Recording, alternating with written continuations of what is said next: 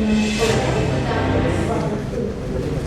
behalf of General Sir John Kodalala Defense University, let me warmly welcome you all to the Technology Lab of International Research Conference 2023 of General Sir John Kodalala Defense University. This year, a technology track is held under the theme of Achieving Resilience through Digitalization, Sustainability, and Sectoral Transformation.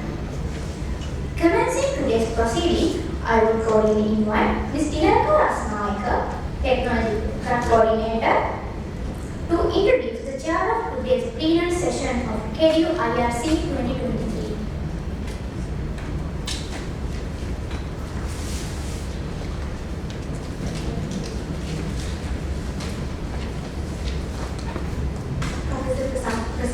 Prasanthan, Dean, Faculty of Technology, distinguished professors, heads of departments, academia, military officers, officer cadets, and students of the faculty. I would like to warmly welcome you all to the plenary session of KDU IRC hosted by Faculty of Technology. Let me introduce you the plenary chair for today for Technology Track, Professor Shantamrasinghe.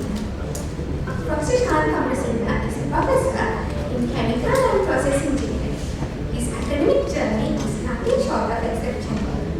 He earned his bachelor's degree in Chemical and Process Engineering from University of Moratuwa. There, his dedication led him to be awarded the UNESCO Gold Medal for the engineering graduate who has obtained the highest class average from all specializations at the BSc degree final examination. Continuing his academic pursuits, he obtained his PhD from the renowned University of Cambridge, UK. Professor Amrasinghe, not only an academic but also a chartered engineer, actively collaborating with industry experts in designing and analyzing process engineering applications. Past and current research of Professor Amrasinghe reflects his interest in industrial applications including optimization of industrial drying techniques, essential oil manufacturing, alkyl resins, and several other natural products. After completing his terms of 3 years as the head of Department of Chemical and Process Engineering at the University of Moratuwa, he joined Lanka Limited as a consultant for 2 years. He is currently working as a professor in the Department of Chemical and Process Engineering at the University of Moratuwa. Ladies and gentlemen, Professor Shantamrasinghe's achievements, dedication, and contribution to the field of chemical and process engineering are truly commendable.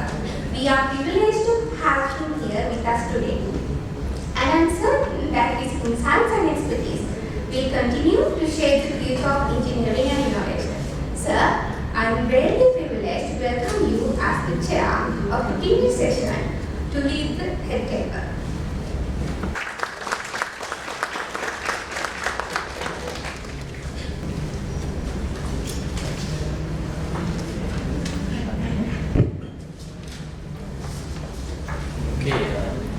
Good afternoon, and thank you for the introduction. And we are here for the technology session of Faculty of Technology, and the theme Achieving Resilience through Digitalization, Sustainability, and Sectoral Transformation. So this is nothing more important than anything. I believe it is not important than anything at this moment. So we are having kind of a critical situation in Sri Lanka, right? We have a economic crisis, and so what are the methods that we have to take in order to have the resilience? So why digitalization? Before discussing a little further, I think I will briefly introduce our guest speakers, and then I will come back again about the topic and what they are going to discuss with you. So I am greatly welcome our foreign presentation here. She is one of the leading professionals. They are in Bangladesh doing biomedical sciences and engineering. She is the director of Center of Biomedical Science and Engineering, United International University, Bangladesh. So it's a great opportunity that I am very pleased to have you here and be one of our speakers. So I cordially invite you to the head table.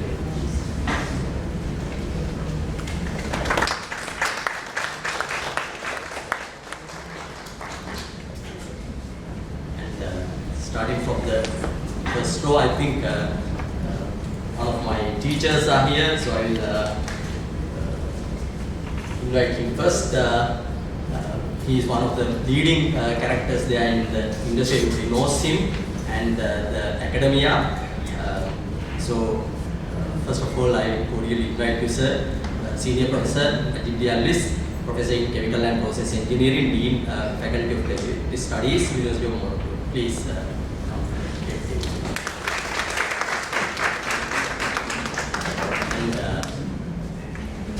I have our colleagues also from the University of Moratuwa.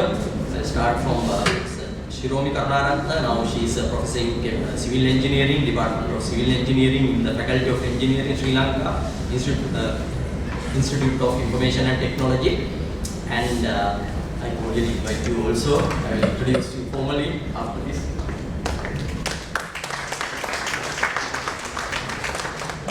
And Professor Banduni, one of my batchmates also. Now she is working as a professor there in Open University. Professor Professor Professor in Environmental Engineering, Department of Civil Engineering, Open University, Sri Lanka. Please come to the table.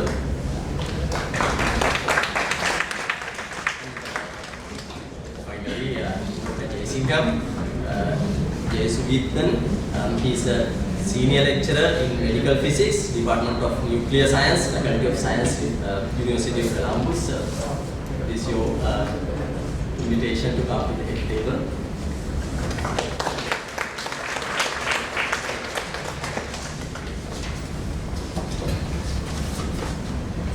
Okay, as I said, this is a very important topic. Today we are going to have, how do we have the resilience? And the topic itself says digitalization, sustainability and sectoral transformation. Sustainability is a very broad term, right? So I think if I narrow down with digitalization and sectoral transformation, we can start from there. According to UNIDO, there are 6 pillars of that. For basically, when we are looking at sustainability, I think we have to look at the industry. That is why technology faculties are there in Sri Lanka, right? Because we need more and more technology faculties. So, why and how digitalization and sectoral transformation come to the picture? Now, we are at the onset of the 4th industrial revolution. Why we are saying that? Because now we have disruptive technologies and trends on Internet of Things, robotics, then virtual reality and artificial intelligence. I think these words are very kind of familiar to you. That is why we say we are at the onset of 4th industrial revolution. So everything is changing, right? And you know how much digitalization and sectoral transformation in place. Sectoral transformation has basically 6 pillars: knowledge and skills, conducive business environment, enhanced investment and industrial infrastructure, robust quality and standards, strong business linkages, clusters and value chains, upscaled science, technology and innovation. As people who are present in the science community, all of us, and we have, I think, responsibility on 2 pillars mainly, one on knowledge and skills, the other one on upscaled science, technology and innovation. That's why we are here. So I believe our distinguished speakers, they will share their vast experience with you, how we can have the resilience for the current situation. And I'll start with Professor Hasin Ankoma Azari, and she's a leading figure in medical physics. Earned her PhD in 2011 in collaboration with OWSD and ICP-TP in Italy. And she has more than 15 years of academic experience. And she served as the chairman of the Medical Physics and Biomedical Engineering Department at Gono University, and as the Dean of the Faculty of Physical and Mathematical Sciences. Currently, she is working as a professor at the United International University, and she has many publications, more than I think 50 research works, organized workshops, and she played a critical role in, especially what's very important term these days, we are alarming with the rate that we get the notices from the cancer hospital now. What is the rate? That is alarming rate now in Sri Lanka. So she is playing a crucial role in cancer screening and training programs in South Asia. So Professor Azari holds leadership roles in professional organizations, received prestigious awards, and she is the first female medical physicist in Bangladesh, actively promoting the field within government and non-government. So it is over to you, Professor Azari. Please, I think that is where we can start.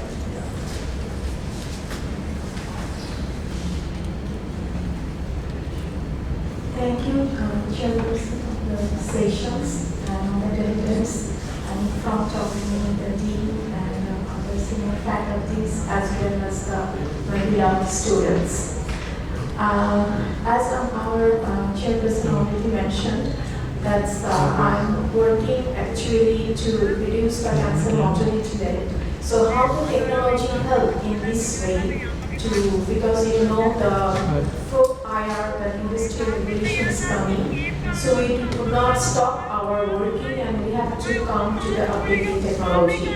So I will show you just a glimpse of that's what's the area we are working and how you people and the young generation could come up with this knowledge. This is our main goal.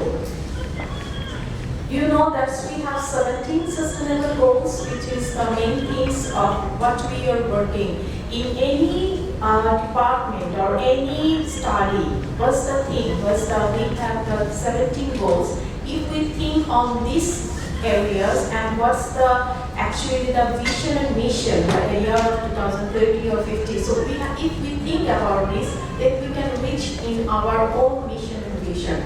Because we should set a goal what we would like to be and where we would like to change. This is the main things. So humans, this SDG goal, whatever we call the government societies, government college, university, institution, and hospitals, all we are in same pace. So this is our main target, what actually we are doing too.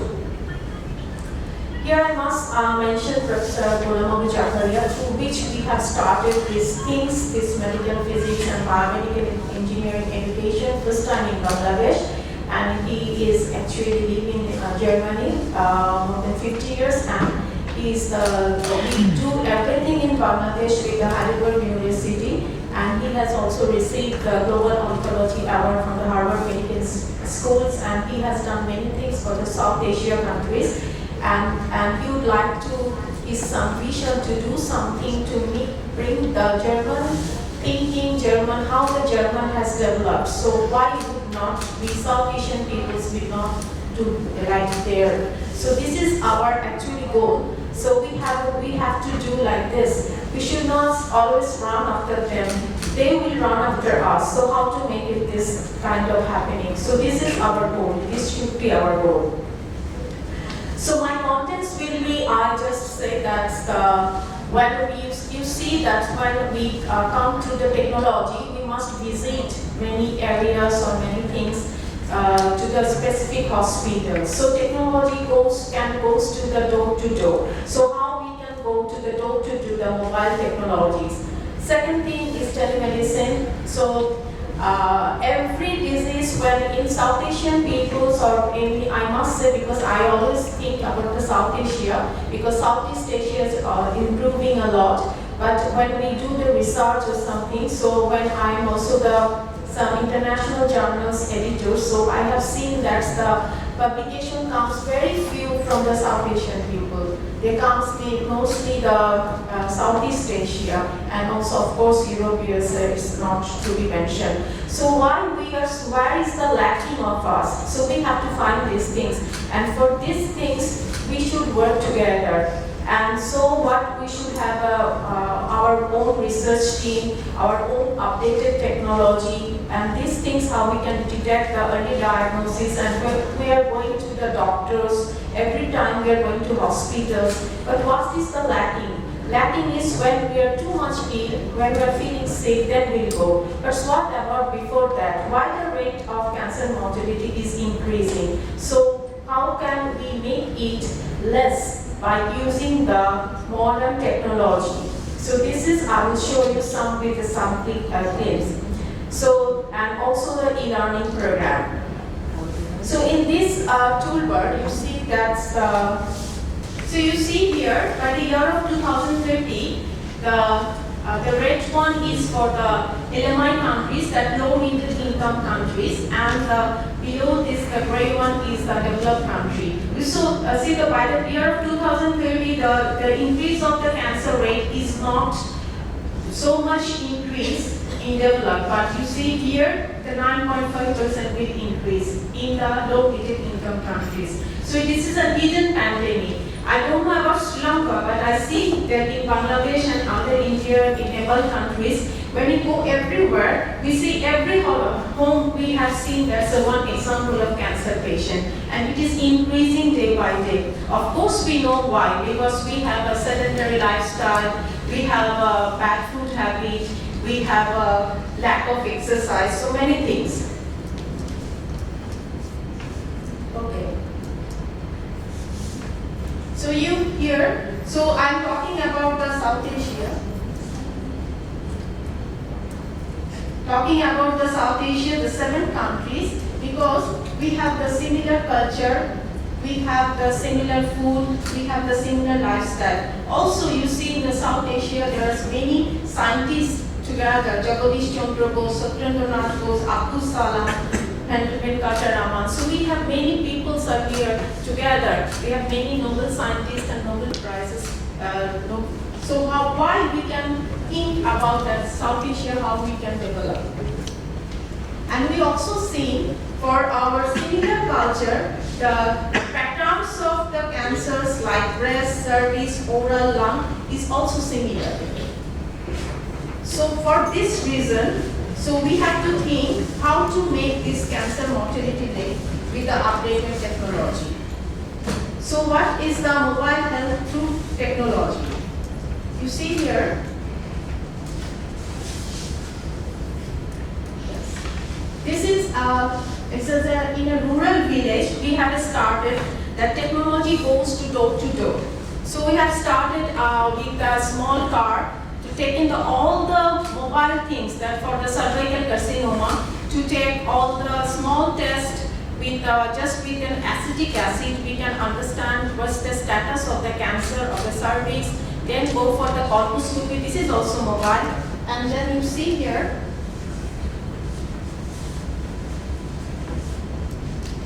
this is with the mobile health. We go to door, and then we do the colposcopy and the via. So here we do everything, and then do the image comes from the colposcopy. So we detect from the visual aspects, and then we do through AI. What's the uncertainty percentage when we see the visual? Because when we do using the IT skills or AI or deep learning or machine learning, we have to think, always need to validate by the doctors. So this is very important, because what we now done, just we do the AI and see the percentage, but it must be validated by the clinical person. So you see here, this is the colposcopy. One is very small device with a battery and monopole, and this device is taken, the handy one. So we take this one and go to the patients, directly take the photos of the cervix and you see the right corner, there is a photos. So we see here the cervix one, and when we detect through these machines there is a cancer, then we can also through AI, we also detect how much actually the uncertainty. So now also you know, this is when you have the cancer already affected, but why we are increasing the rate? Because we have awareness. So we cannot go in the high altitudes or the hilly tracks peoples, everywhere we cannot be online. So how to make them aware? So everything we do in the hilly tracks, in the ethnic area, in many areas, we could do the awareness, everything with online things. And all disease have three things. One is preventive, curative, and rehabilitative. So curative when you are diagnosed and when you go undergo treatment. But the thing is more important is prevention, because about more than 70% cancer can be reduced only by the prevention. So we do also the online program with electronic mode. So we are in the hilly tracks area and in different areas, also not only the Bangladesh, in different countries, because this is more important to make the awareness. So this, and we need the like this place, and we do not used to go, but we give the information online. So here you see this, there is different photos. This is a very long area in the hilly tracks. We go there and do in this way.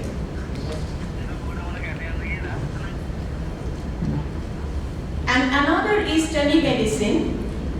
You know, it's also everywhere it is very popular now. But the thing is, why we are going to Thailand, Singapore, or USA for treatment? Can anyone tell why? Because we say we have enough doctors, but why we are going? In our country, I must say that's the diagnosis problems. Because if diagnosis is different and diagnosis is not accurate, then we are thinking we can go to another country. You know, that's the whole of Nepal going to get treatment to India. Also in Bangladesh, when I work in the Indian hospital, then I see all the patients from Bangladesh.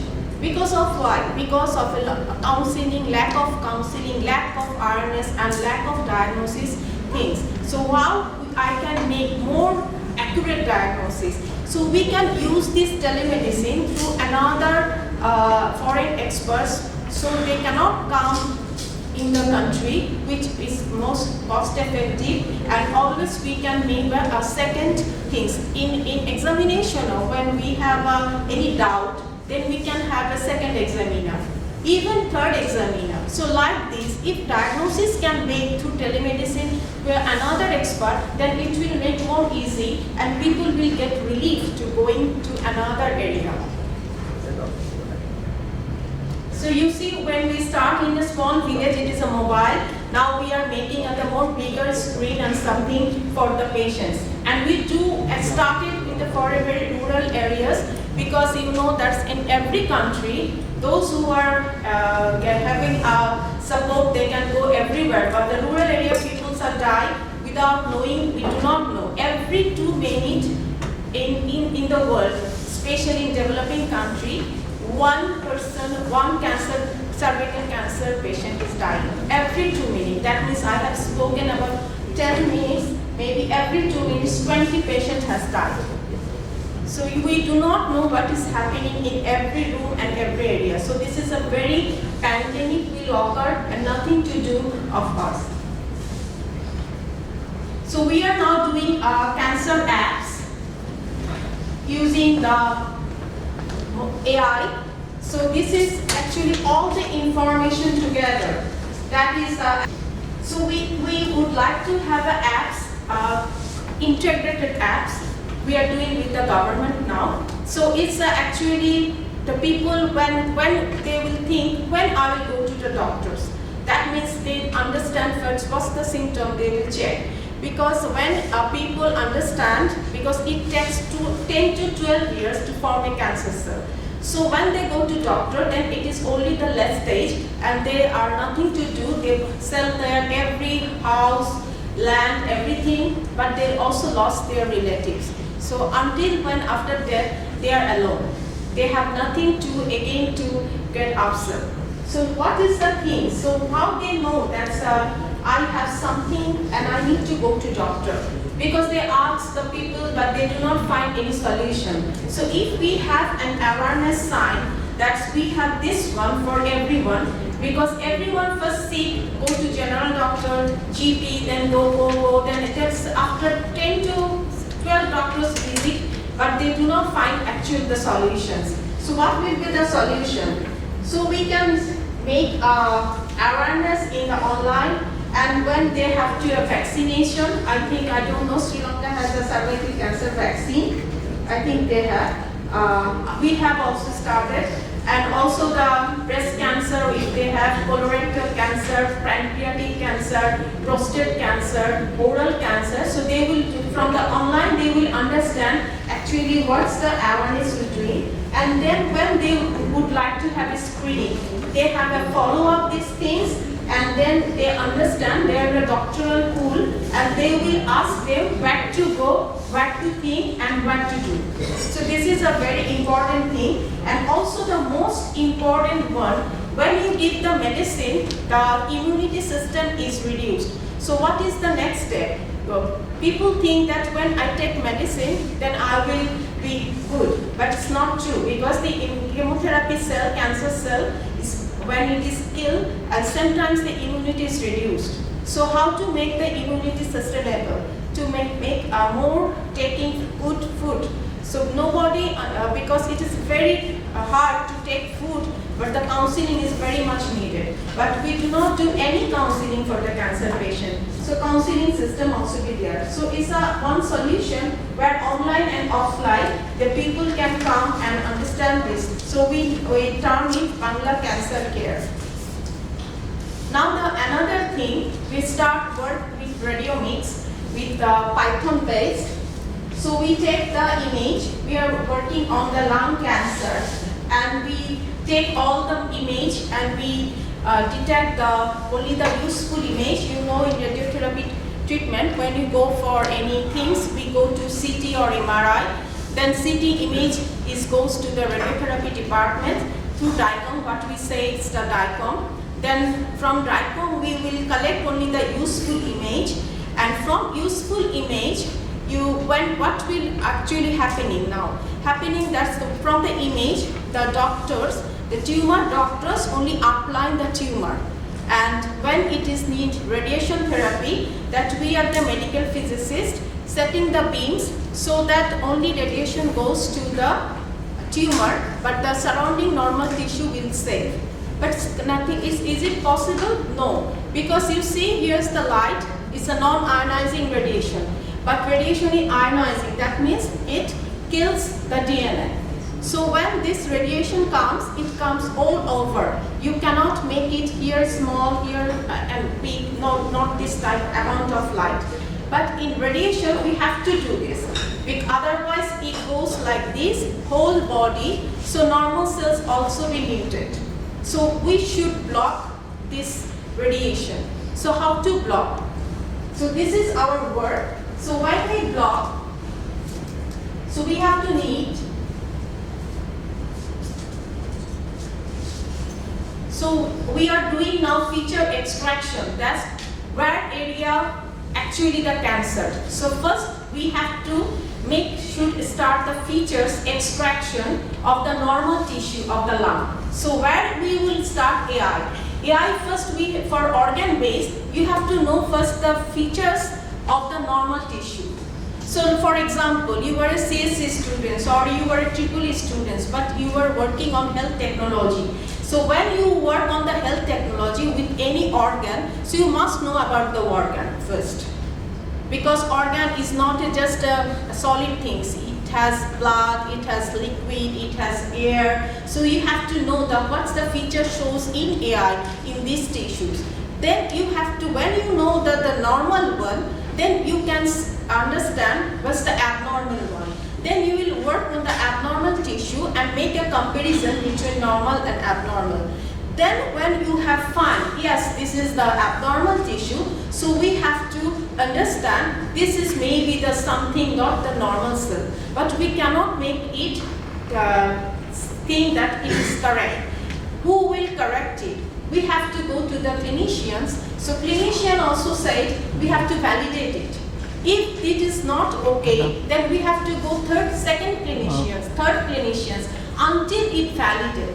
And after validations, then if you would like to do this our work should be incorporated in their hospital. So you have to approve through the government and many vendors or something like more research. So this is not a one-day work. Because we teach in the university the AI, but when we would like to application of AI to the hospital or in the field level, so this is a long-term work, and this needs a very much dedication and sincerity. So this is the thing we have to first vision, what I said first slide, that we have to know where I will work and what will be our goal. So in that work we have to go in that area.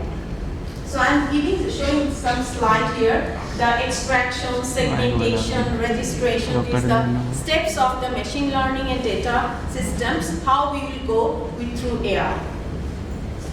Now it comes the e-learning programs. So e-learning programs, you see here, during COVID, we have always there is a pros and cons in every aspect. During COVID, we are very much a not good situation. But there is also, we have learned something that we can bring so many experts in a one mode and we can do things through online. So this is a very cost effective. But also in here and everywhere in the world, we understand that so when we think, oh, we are in Bangladesh, we are in Sri Lanka, we don't need others. But when there is a COVID, we understand everybody needs the others. We cannot live alone, isn't it? So we can. So this is a very important thing that we have to bring the foreign technology, foreign updated technologies, foreign experts to have a transfer of knowledge. And this is actually our goal. We have to transfer of knowledge. We will do these things for many years since the 2018, and also we are doing. It's also the interesting. This is the special I say always because this is accredited. And these are all experts from the Europe and USA and from also the South Asian countries. And this is accredited, and through online we take the exam. These are reviewed, and then only the past people will get the certificate. And this will act as a continuous professional development, which will update your CV. And here our subject, I must say, the medical physics is a very new one in every South Asian countries, and maybe only 2 to 3 out of 7 countries, 2 countries or 3 countries have these things program. So this is very important for the cancer patient treatment. Without this manpower, we cannot run the treatment. So here you see that 2020, 2021, every time we used to do this through an accredited program, and they have got the certificate, because when you understand, when we are working with the machines, we do not need any accredited examination. But either you will work, any field, work with the patients directly, you need to have more examinations. Because if a computer is lost, nothing is lost. If a man is lost, a human is lost, then everything is lost. So must think about the people. So when you work with the people, so we have more examinations, more accreditations, more things. So it is living things we must consider as a thing that it is our relatives or some peoples we working with us. So now we are doing this one program is also in India now in the February. These are the trainers used to come here. There is a voluntary trainers always come and train the people, and you know there's a developed countries, some peoples are there, senior peoples, who are dedicated from themselves to do something for the society, especially for the LMI countries, because everybody wants to have a similar status and similar knowledge in all over the world. So my conclusion is that what I said before, that's our everything will be the sustainable development goal. So I don't know in which department you are, but whatever you are in any department, you just match your SDG and you think back to your contribution area and which area will go through technology. So everything will come technology, but do not depend on technology, because somewhere you said, and I don't know whether you will be today's inauguration ceremony, the Nobel laureate sir has said one thing. What's the difference between computer and knowledge? Because we have to give the information first to the computer. We are the human, so we have to put what I want, then computer will work. Because we make a robot, if the system is something happens, then robot you will tell him, please give me a cup of tea. If their circuit is lost, they will not give you cup of tea, they will put the cup of tea here. So we are the people who are actually make them understand, and we always maintaining and quality control is a very, very much important. Quality makes you help to a sustainable goal. Thank you.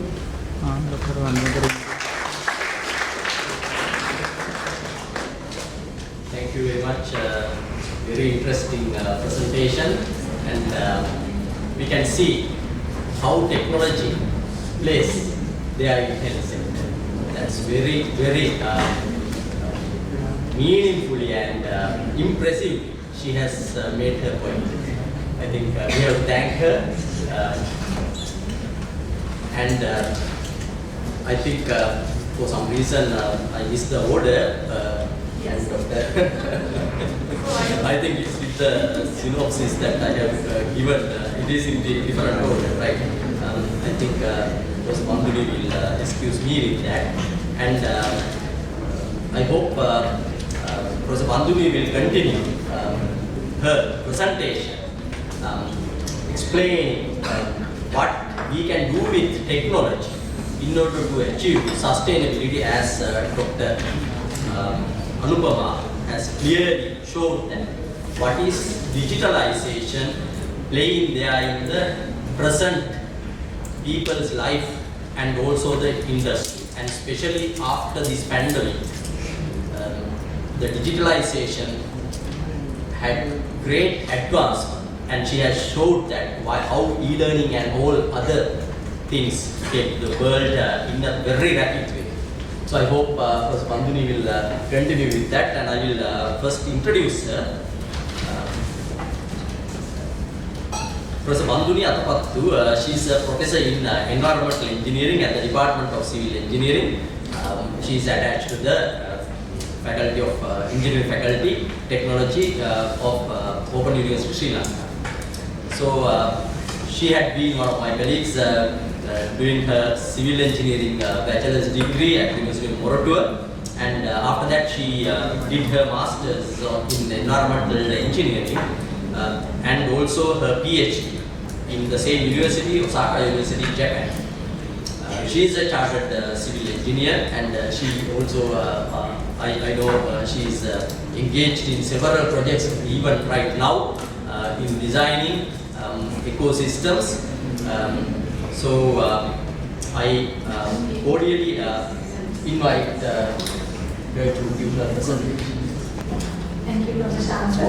My colleague, I'm privileged to talk to you all, and also my colleague as well as my friends, and also Officer Prasanthan, and also very welcome you to the country Sri Lanka. Once again, very good afternoon to all of you. So, first of all, my congratulations to 16th International Research Conference and with the title Achieving Resilience Through Digitalization, Sustainability. So here that when I see that all these things, because one of my colleagues is lighting up with me, and also Prasanthan, that is at the key role playing in the country regarding the space sector, as well as circular economy, and also that many new ideas came from him, because we also heard from his speeches all the time. And therefore I thought to talk to you regarding the waste sector, and also feel that the other speakers also line up in the same section. And I put my topic as evolutionizing waste management, the pivotal approach to combating climate change for sustainable development. As you all know, we feel now it's raining, it's good that we feel comfort, but earlier that we were so hard, it was so hard to be here because of the very hot climate. And okay, all with that. So you feel sometimes things are changing, but now we are having water and also the rain, and we are in somewhat comfortable manner. So being titling that one, I thought to speak today regarding the waste sector, and also how that we can approach to combating climate change, which we are expecting, and the country is talking, and the world is talking, and that's kind of a high topic nowadays. Right. My presentation contains waste beyond waste generation, waste collection, and waste combustion in Sri Lanka, and also past and future trends of GHG. You all know what is GHG. Maybe all the students they know about what is GHG, greenhouse gas, right?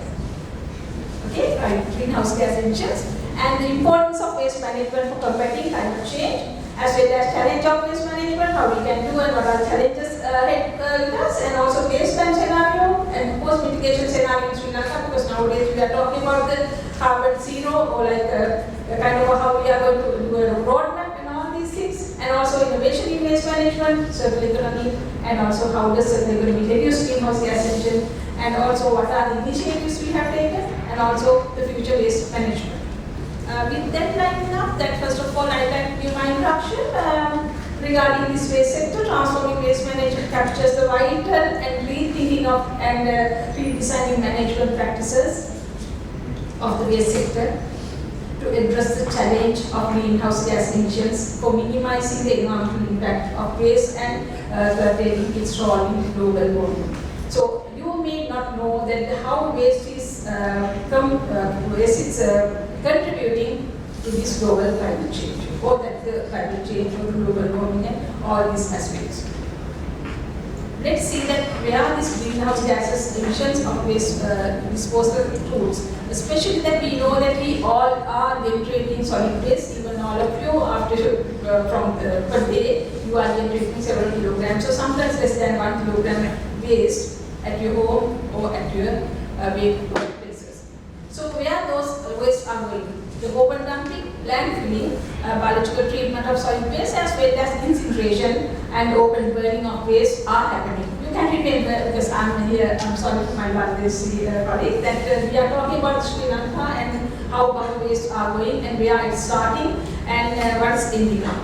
You all are experiencing the waste.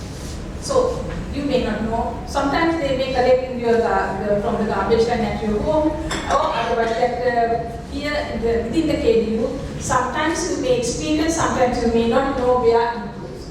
Right, one of those items you fill it up. And also that there are some wastewater. You know that you are going to the washrooms and you are flushing those whatever the anything that you are disposing, and where those go.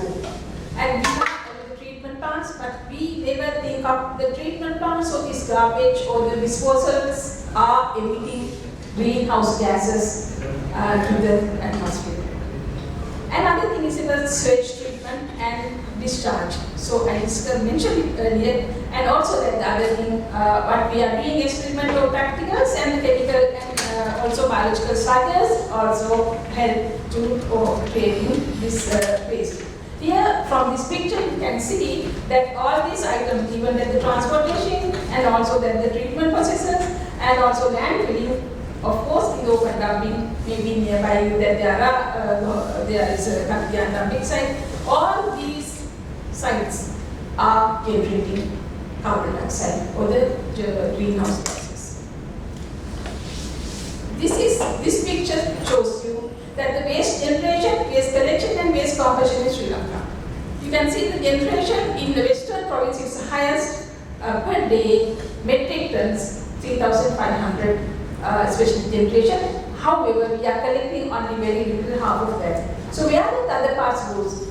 At your home, your mother or whoever at home, sometimes they are burning it. You may not, sometimes you may not, because now you are university college students, and now you may know that we are exposed and what are the emissions and why we not burning clean and all things. However, sometimes you may never think of what's happening when you are burning. Here in that other picture, you can see that the compositions of general composition of this waste, and you can see that the blue color gives that the kitchen waste, that is almost 52%. So you can see the kitchen, whatever things you are using, sometimes you are wasting, and but the other part that it's going to the, sometimes at the garbage truck, other times that we are putting in outside of the house. Right. All those are contribution of waste disposal to climate change. How those is happening, especially that this picture shows, and I'm not going to explain all things, but all this matters. Like let's say composting, they are emitting carbon dioxide, and incineration, of course, carbon dioxide, nitrogen oxide, and also there are many aerosol particles emissions. Aerosol particles are kind of things when you are burning those things, small particles are going out. You may see once you have fire at your home also, there are small particles going out and the smoke is going out. All those are small particles coming and contribute to the atmosphere. And also the landfilling. Though we are doing landfill, we are putting everything okay, peeling and putting and concreting it, it's not happening like that. Of course, that methane because the emissions are happening. And also the recycling. Though we are thinking recycling is very good and everything is nice and happening here, it's not like that. Of course, they are also partly the emissions are coming out. Right. So yeah. We know that waste sector is one of the important sectors. We have to think about the carbon emission. Or like if we are going to have 2050, Sri Lanka is going to the net zero carbon. Of course, waste sector is one of the important part, important role to play. And so sustainable waste management practices are essential for reducing greenhouse gases. And where we have to start, especially the faculty of like technology, or the innovative things like the previous speaker that who mentioned about the biomedical engineering, that how they are going to do innovation, and all those things are coming in. And here in the waste sector also we have to see that how we can apply those innovative ideas as well as how we are going to tackle those things through the novel technologies. And of course in Sri Lanka, you all know we have many national policies and strategies and action plans. Every year when the government comes, of course they are making a national plan and action plan, but still we know that our house garbage are not reducing, and you also not reducing the garbage which we are generating. Even in our university, I'm doing something because I'm the director of sustainable center, and when I'm seeing this plastic bottle in front of this table, it's really irritating, because now I feel that I start to dislike plastics. I start to dislike PET bottles, because I know how it impacts into our society. Not only here, but everywhere you have seen that you may heard, but we are not going to talk about microplastics. If you know about microplastics, how it is and where it is generating, and also that the cancers and whatever things what she was talking earlier, all are generating. Means part of those cancers are generating these microplastics, which starts from the plastics, even in top of our head table, on our head table. So like that, if you are starting to dislike it, of course you can do, but you can't avoid plastics. Whatever you can't avoid it, because of course less plastics is okay, but no plastics is difficult because our lifestyle is going with it, and therefore we have to go for part of reducing or refusing plastics. Right. Coming back to presentation, of course there are national environment policy in 2022. We have Viability, and also there are strategy for clean production and for the health sector, and solid waste management strategy, and climate change policy. Also policy in waste management in 2019 again we input, I think we know about the detail on it because it's always involving those kind of things, and also national policy and sustainable consumption, production in Sri Lanka. Like you can see, when you see these years, those are really very new, like okay, 5-6 years, not that far.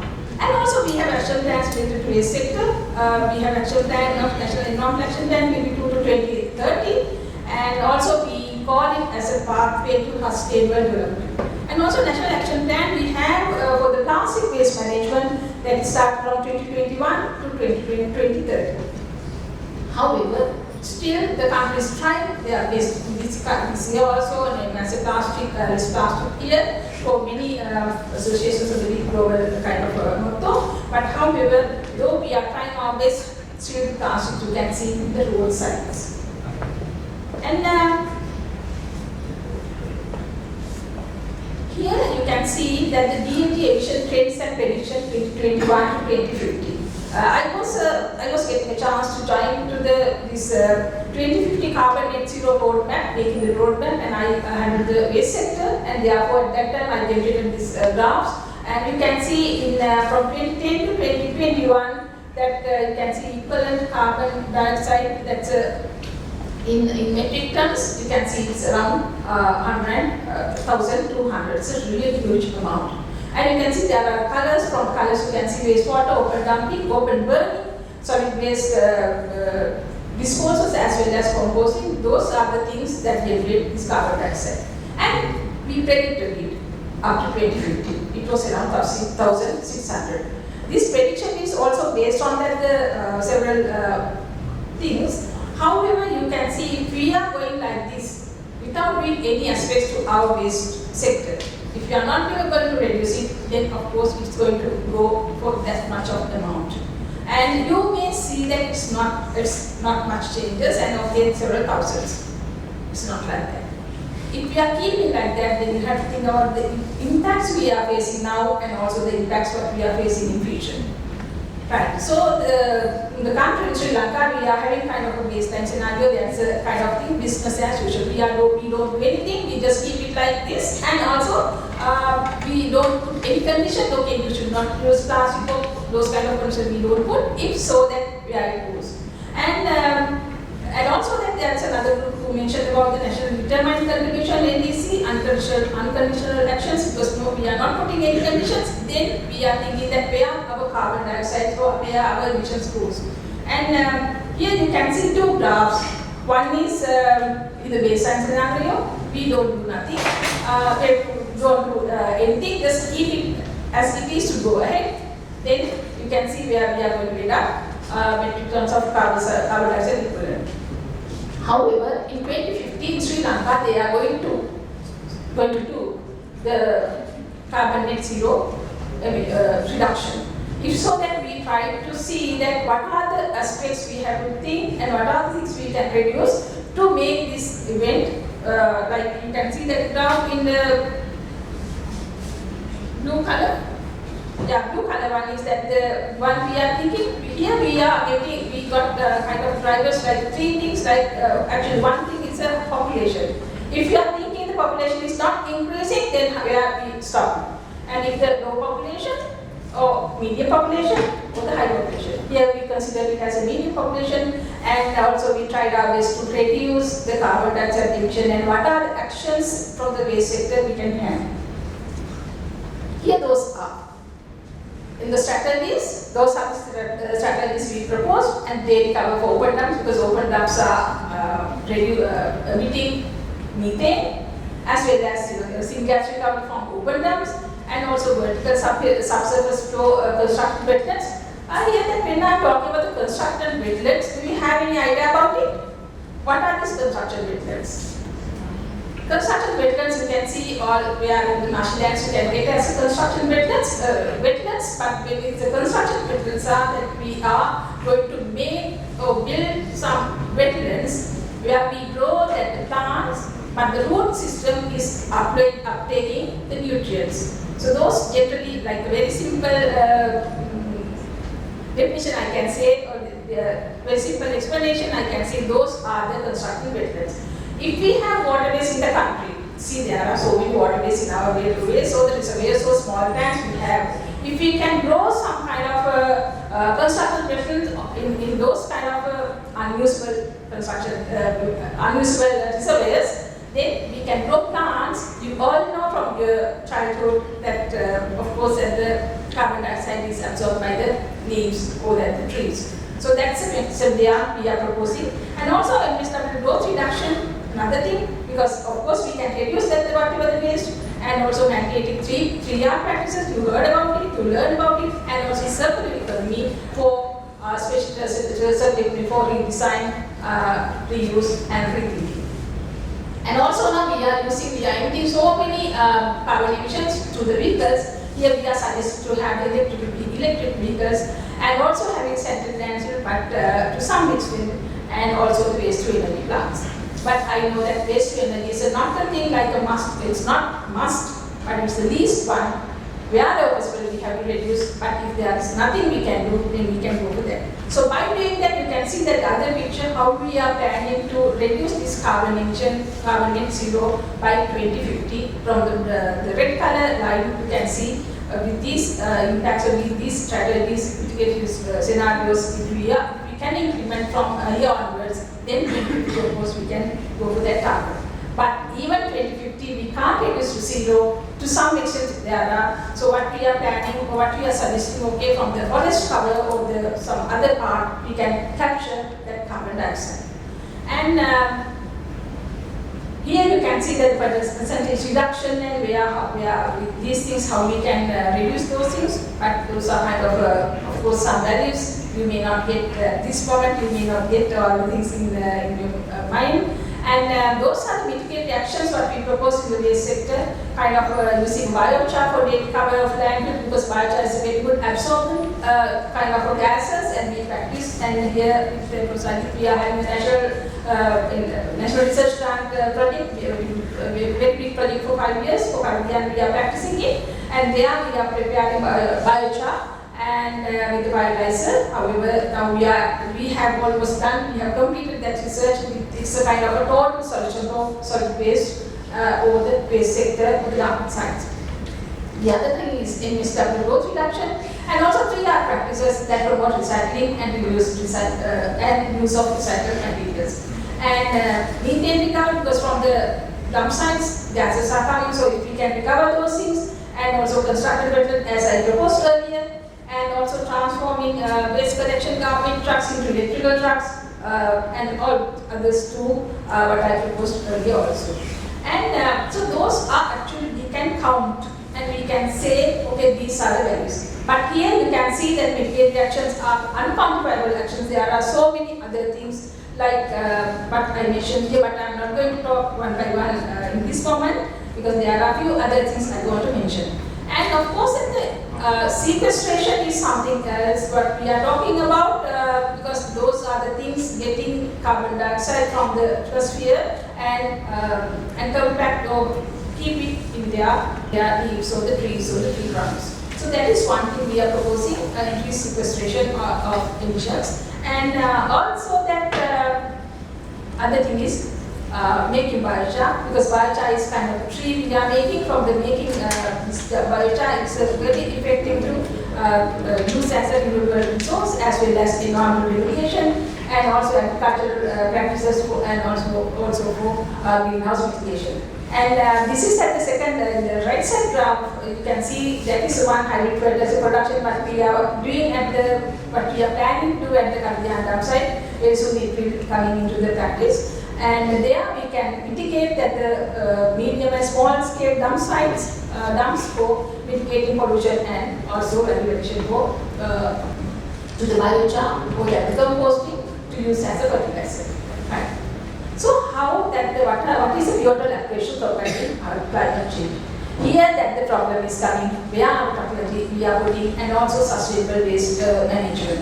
And of course it helps to reduce this climate change, combating climate change, and let's see that how we are going to do that.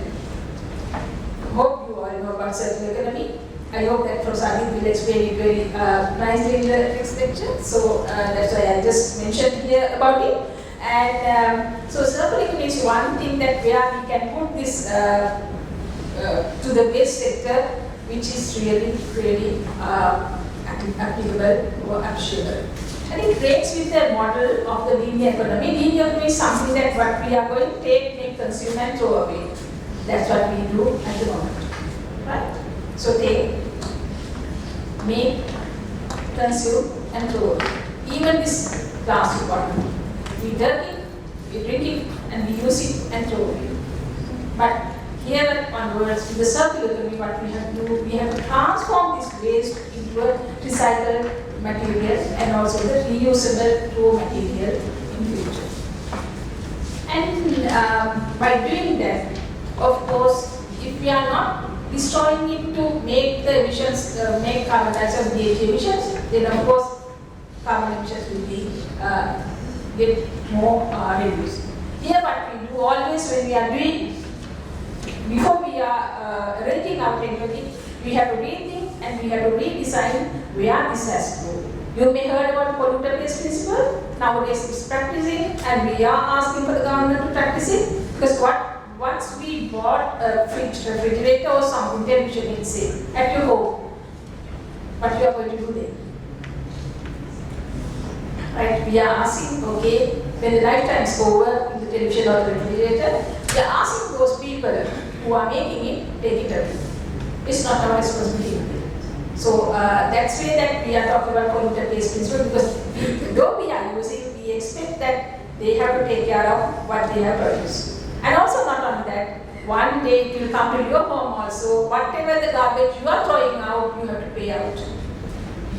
So we have to do that. Of course, the country is getting for those things, those kind of regulations. And if not, we are expecting that they have to do that. Then we will feel when the money is going out from our pocket, then we all will feel that okay, this is our problem. We are the one who are putting garbage out. Then we have to pay it. Right? Everything is measured by the pockets. You know, these days we all are in a very difficult situation with this economic crisis. Right. I would like to talk to you about the waste to energy in a circular economy because it's also one part, and it's a framework of waste to energy means by producing energy. Of course, we have to burn something, and also emission goes out. And there we have to think whether this is a good thing or how we can mitigate it. In that case, we have to rethink and also redesign to see that where this waste to energy is fit for, or otherwise that how we are going to manage it. And of course, we have to think not to burn oil, but use it as a raw material as possible as we can, and then only that the remaining small thing, but we are unable to do anything, that's all the things we have to go for burning. So there, of course, I'm also with the waste to energy, but if not so, that the waste to energy is not a thing that we should have proposed.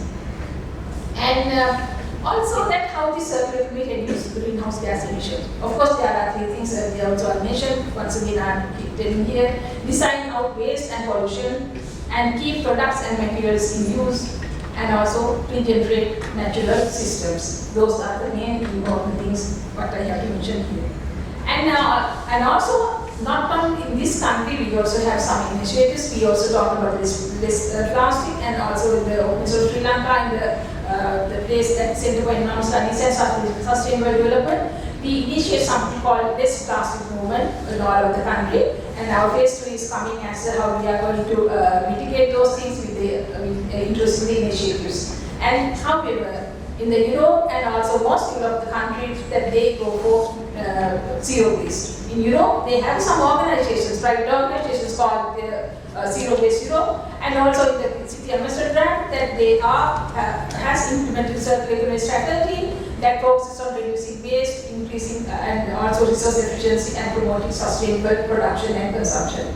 And also city of San Francisco, they also go for recycling, composting and also reusing. And also Japanese government has launched a circular economy program that aims to reduce waste and increase resource efficiency with a focus on promoting 3 R's again, reduce, reuse and recycle for developing innovative technologies for waste management. So there that your faculty, there that innovative technologies comes up.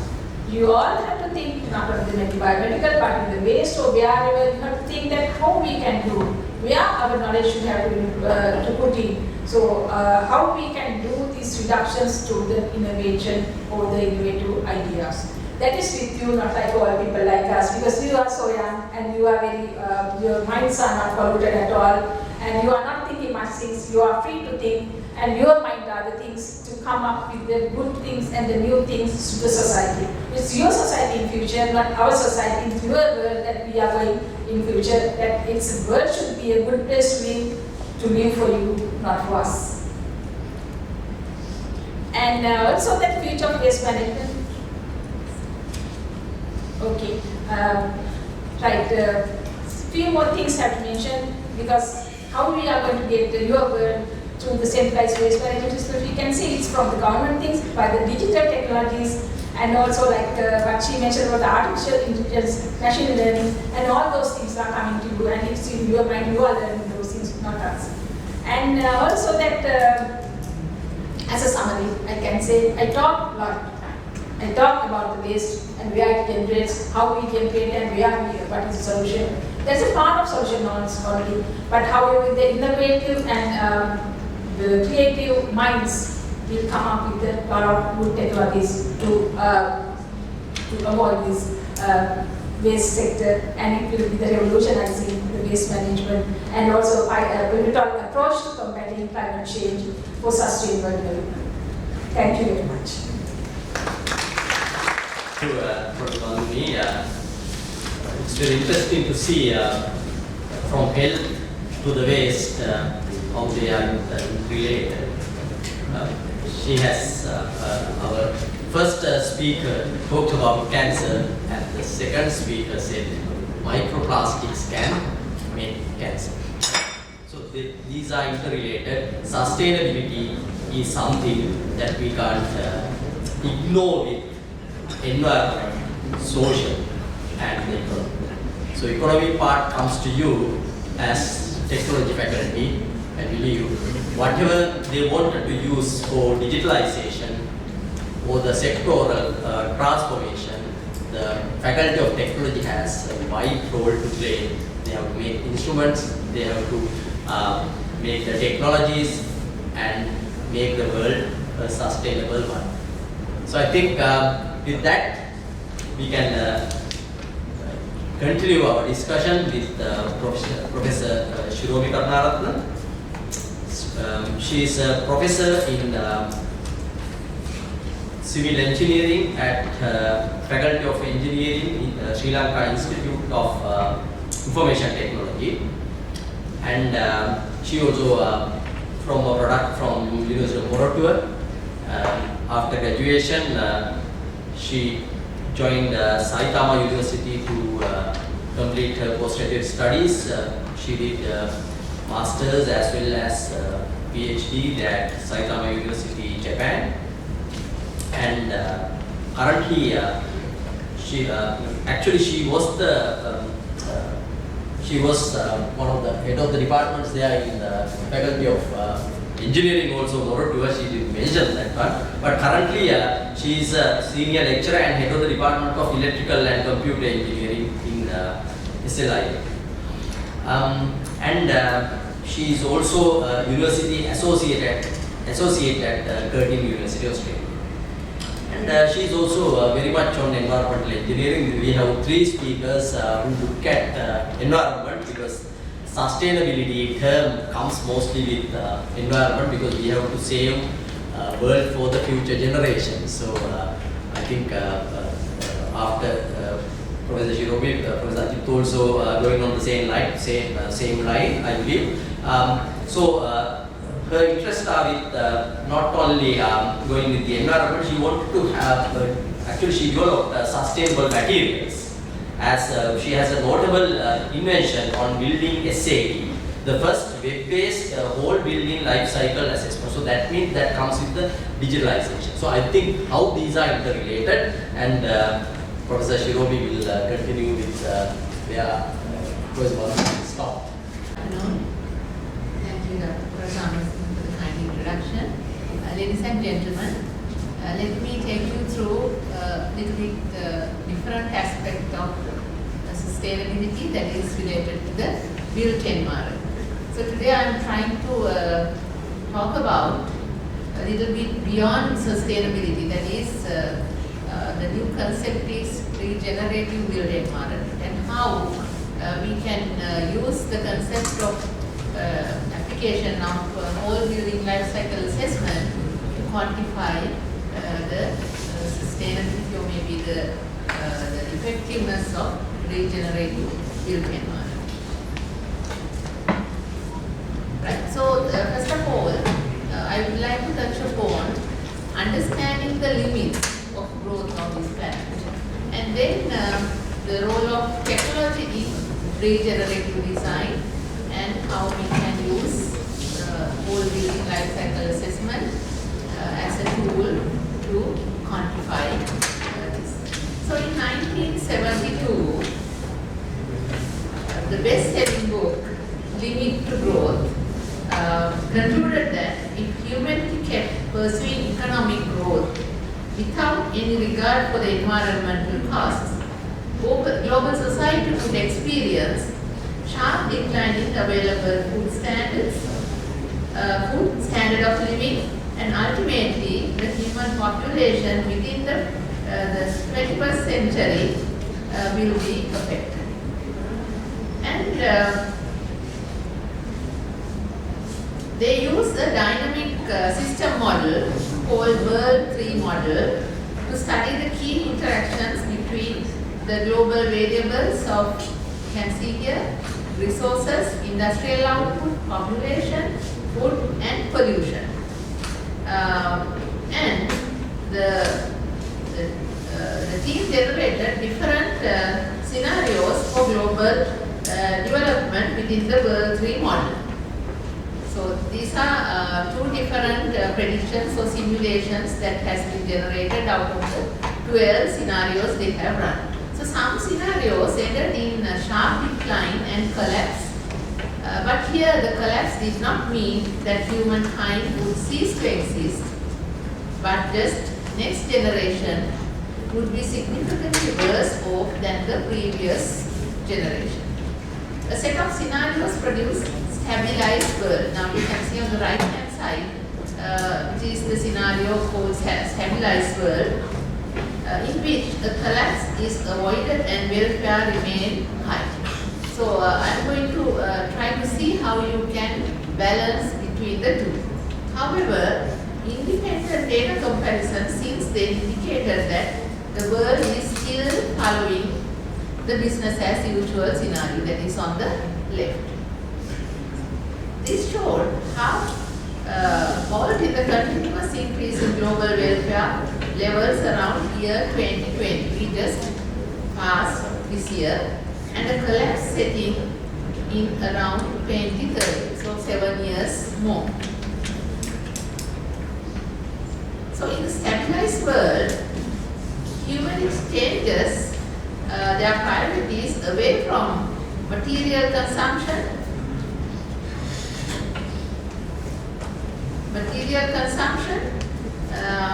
and in industrial growth towards the health and educational service as per pollution abatement and resource efficiency technologies. Now this can avoid collapse and leaves humanity with levels of welfare. So you can see the business as usual model can be made it different with certain interventions to make a stabilized world with these parameters. Now over the last several decades, basically after 1972, it looks like that we have not done much to deviate from the business as usual scenario, unfortunately. So it's not yet too late for humankind to change course and alter the trajectory of the future data points if we really try hard. That window of opportunity is closing fast.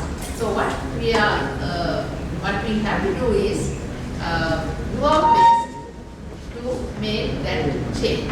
So let's see, as technocrats or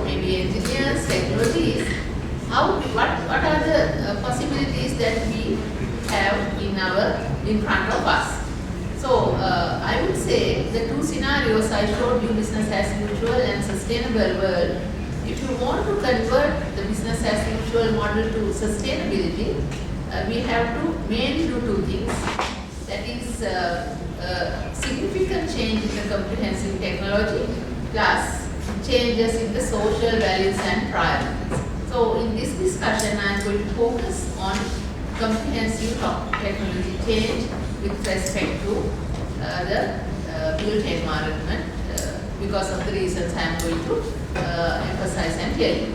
So let's look at this famous IPAT equation where we can relate the role of technology with the impact and population and the affluence. Right, so I did a small calculation with the available data.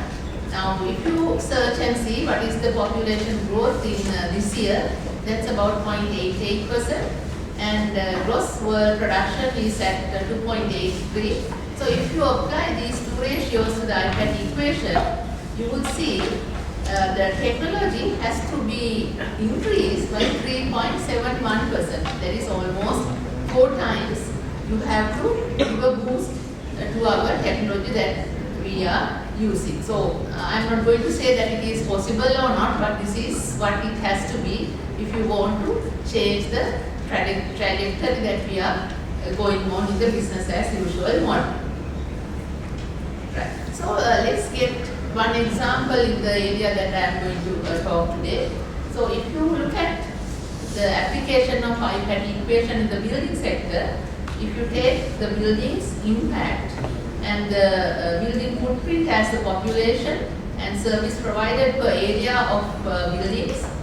Now, if you want to reduce the impact of global warming potential, which is directly impacting the climate change, per meter squared of the building area, you need to reduce this impact, but you have to apply the technology to reduce that. So what are the things that you can do?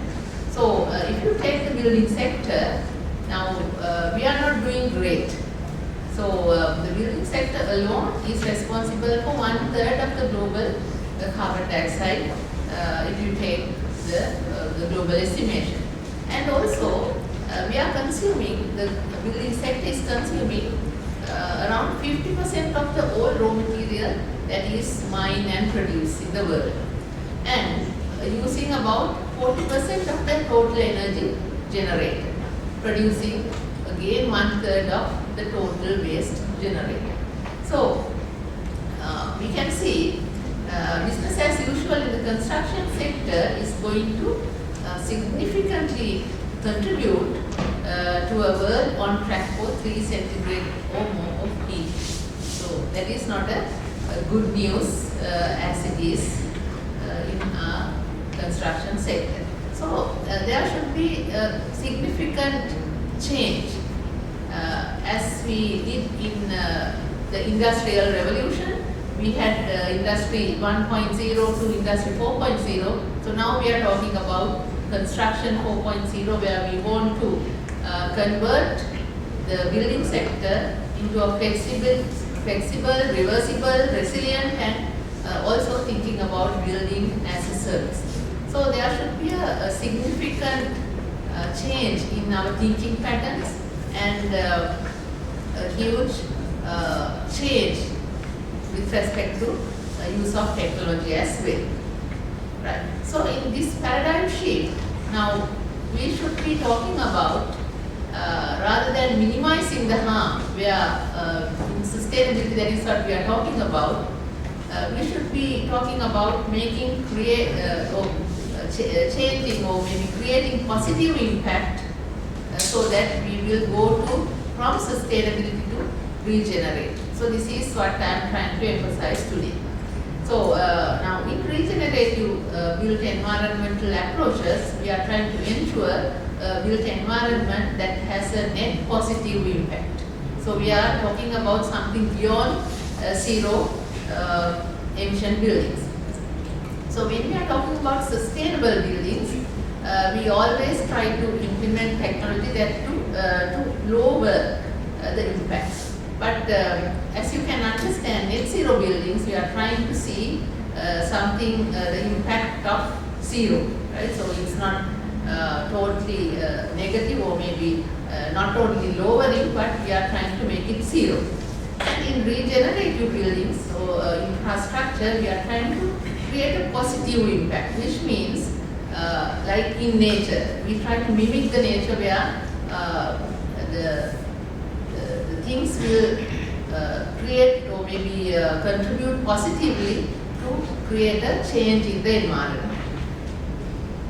Right, so moving from sustainability through net zero to regenerative buildings is the future. Right, so use of technology is important and essential if you want to make this shift. And if you can look at certain technological changes or applications to make this regenerative buildings in the future, we need to have sustainable material, and we have to emphasize on creating indoor environmental quality, reducing waste management, and the conservation of water and material, and as a whole we need to have a holistic approach for your development. Right. So what are the tools in our hand to go in this direction?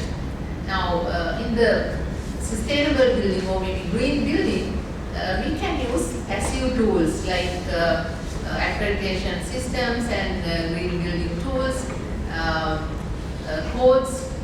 So those are called the passive systems where we do the quantification to a very minimum level. Then you have energy and ventilation models where you mainly look at the operational stage of buildings rather than the full life cycle. So that is also contributing, but not as significantly as the next technique I am going to tell you. That superstructure construction. So what does this mean? We can try to see, we can identify the hotspot, which is floor slabs here. So we can try to see how you can reduce the thickness of the concrete slabs you use, whether you can use alternative material, whether you can use alternative technology to reduce the impacts. So that information can be obtained. Right. So similarly, you can look at the superstructure activities, and this tool will give you insight into different life cycle stages. So these are some of the other results in different formats. This is just for your information. And as the last few points, we have done several projects here. I am trying to show you 3 different types of projects: hospitals, apartments, and educational buildings. And you can see the total impacts will change depending on the building types. Right. So as the way forward, as the developments in technologies needed for material and building performance monitoring using BIM and AI, and also we can integrate with emerging technologies like machine learning and AI. So with that, I conclude the presentation, and thank you very much for listening, and we can move the discussion later, I guess. Thank you very much. Thank you for listening. It's interesting to see that we have our own tools in analyzing our buildings.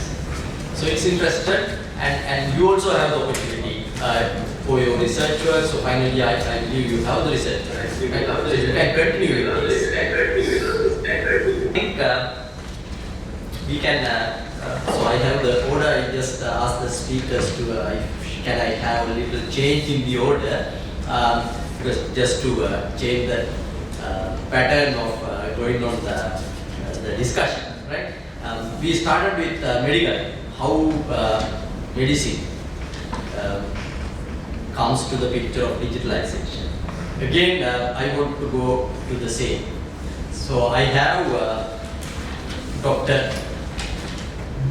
Jayasikam JSB. He is a lecturer, senior lecturer at the University of Colombo, Department of Nuclear Science. So it's so I think he can again come back with how medicine comes to the picture with your technology and the sustainability and what may be the impact for the Sri Lankan context right now. So I introduce him first.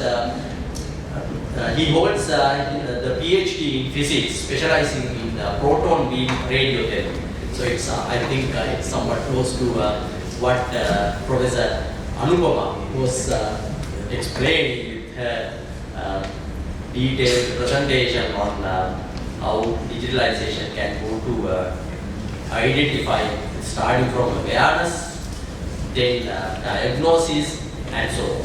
So our next speaker, he has authored numerous research papers presented at several conferences as resource person and workshops. Dr. Jayasingam is registered with Health and Care Professional Council UK and IAEA. He is an IAEA expert. He is a member of various professional associations. Currently, he is the president of the Sri Lanka Medical Physical Society. So it's very interesting. We look forward to hear your presentation, Dr. Jayasingam. It's over to you. He is currently he is an expert in spans radiotherapy, nuclear medicine, and radio dosing. So please, it's over to you. Thank you very much, Professor Maduranga, for the introduction. So actually, I am very happy to be here. And first of all, I would like to sincerely appreciate to the organizing committee for the invitation. So my topic is related to the not related to the environmental protection. This related to the radiation protection. This is also kind of protection. So the my topic is current status and future prospect of medical imaging technology and ionizing radiation safety in Sri Lanka. So this is a very broad topic. I am not going to touch everything, but touch only how to protect yourself from when you take the image. So you know the medical imaging technology is a very important. It has very important role to identify the disease or for the cancer treatment. So to find out the earlier diagnosis, that's very important. So if you identify the disease in earlier stage, so then you can treat better treatment. So the radiation is not inverse, so you can't feel any pain or when you take the blood sample you feel pain. But in the radiation imaging, so you can't feel anything. But there are effects, there are damage. The radiations are not good for your health. So radiation kill the tissue, when the radiation going through your body, they ionize your particles, molecules in the body, they damage your DNA, they damage your cells, or the organs made by cells, then they damage the organ. So finally, you will die.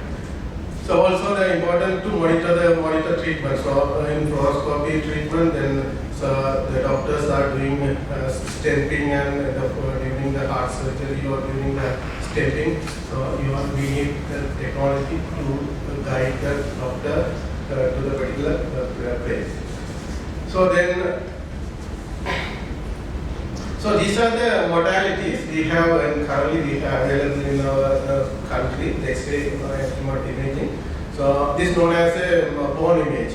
So there is only very popular imaging for the bone. So the second modality, the fluoroscopy, so is also like a X-ray technology, but different from technology because the real time. So when you perform the image, you can see the image on the window. The computer tomographies are different, so the same as X-ray, but a little bit different. You have the cross-sectional image. You can produce a 2D images. So during the cancer treatment, so we want to see the tumor inside your body. So then we need the cross-sectional image then you can estimate the depth of the tumor and or size of the tumor. So this is very helpful for the cancer treatment.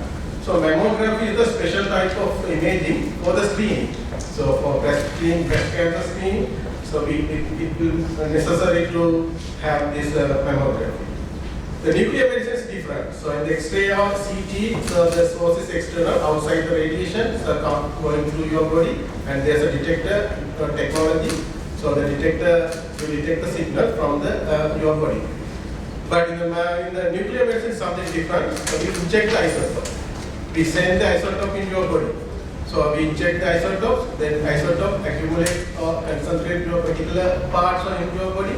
Then that isotope decay radiation. So then you have to have some technology to detect the different detector to detect that radiation and produce the image.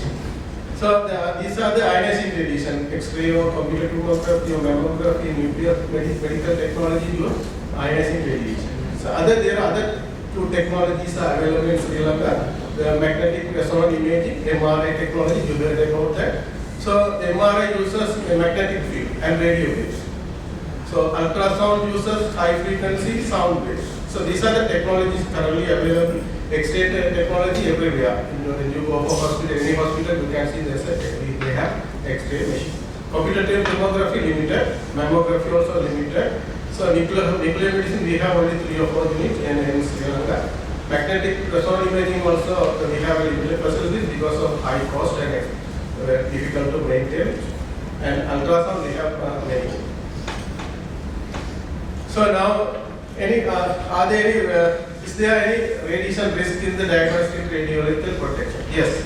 So in no risk for the MRI ultrasound. The MRI and ultrasound use non-ionizing radiation. So they are friendly for your body.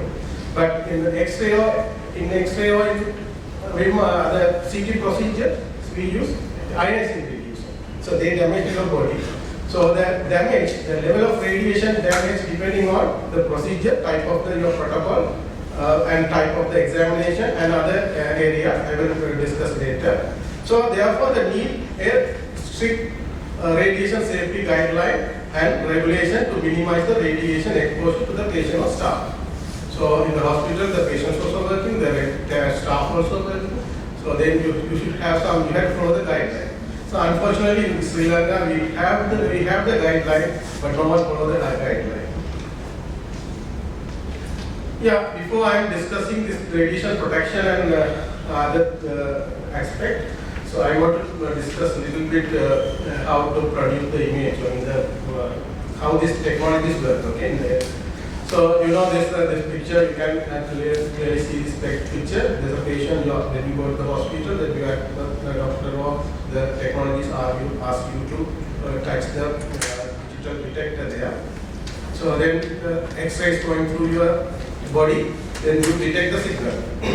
So the signal is depending on the image quality, depending on the signal.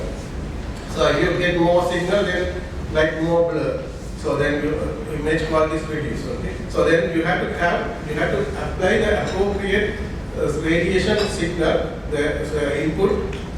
There are settings. Okay. You have to have a knowledge the how much radiation we need for this patient. For children, how much dose you need. For the adult, how much you need. For a very thick patient, how much you need the dose. So if the patient is thick, you need more radiation because the radiation penetrates your body. So then the penetrating power depending on the penetrating power. The image quality depending on the signal. Yeah, then so that's very simply we can explain. So when the radiation is going through your body, so our body is made by different molecules, different atoms. The calcium in the bone and soft tissue, water in the soft tissue, the lung, air in the lung. Then depending on the density and depending on the atomic number, the absorption. So the X-ray is going through the bone, the bone absorbs almost all the radiation. So then because of high atomic number, high density. So then you can see in the detector of film, these areas are unexposed area. So depending on the level of the absorption, so you may have exposed area depending on the level of exposure. So when you develop this film, so then unexposed area convert into white color, then exposed area convert into grey color. So why the lung is dark? Because there's no absorption. So all the radiations are going through the more signal from the lung. There's no signal from the bone. So this is the very simple. There's no medicine. So you can evaluate when you next time when you go for the take the image, then you can evaluate this image. You should know white color. What's the white color? White color because of the more absorption. The gray color, the intermediate absorption. With no absorption, it will be a black color. Yeah, this is the absorption. The absorption depending on the density and atomic number cube and energy inversely proportional to the energy cube. The nuclear medicine is different things. That, as I said earlier, so you have checked the isotopes in your body. So that isotopes going through your blood circle. So then they concentrate particular parts. Then they decay radiation. So you are like a source of radiation. So then we have a detector, the gamma camera. Then you can build the detector. So then you detect the radiation, and these are the signal XY location and energy. Then you had applied the image processing. So then it will produce the image. So now I come to the topic. Now the radiation protection. Okay. So when you take the image, so you receive from there are damage in your body. So that radiation damage depending on all these factors. So this is a complex process. The radiation dose depending on the patient age, size and shape. Age also important. The children are very high sensitive for the radiation. So the complexity of exam that also increase the radiation. The modalities, ETO, digital or computer radiography, mammography, nuclear medicine. So depending on the manufacturer and modality, that also important because the detector sensitivity also important. If you have a more good detector, more sensitive detector, less radiation is sufficient. The quality control, the maintenance of the equipment, that also important. The clinical indication also important. So then the region of the imaging, the image, the experience, the doctor, depending on the doctor, and depending on the setting. These are the settings are very important. Automatic exposure control settings and other KV and tube current and pitch and filtration. Those things are influence the dose deposition. And number of radiographs. Sometimes the doctors ask repeat the experiment, repeat the image. So if the image failed, then they ask to repeat the CTO and CTO X-ray. That very, very dangerous. And also the radiation dose optimization. So you have to keep the radiation dose as low as reasonably achievable. So minimum dose is sufficient. You have our aim in the imaging the high quality image with the minimum dose.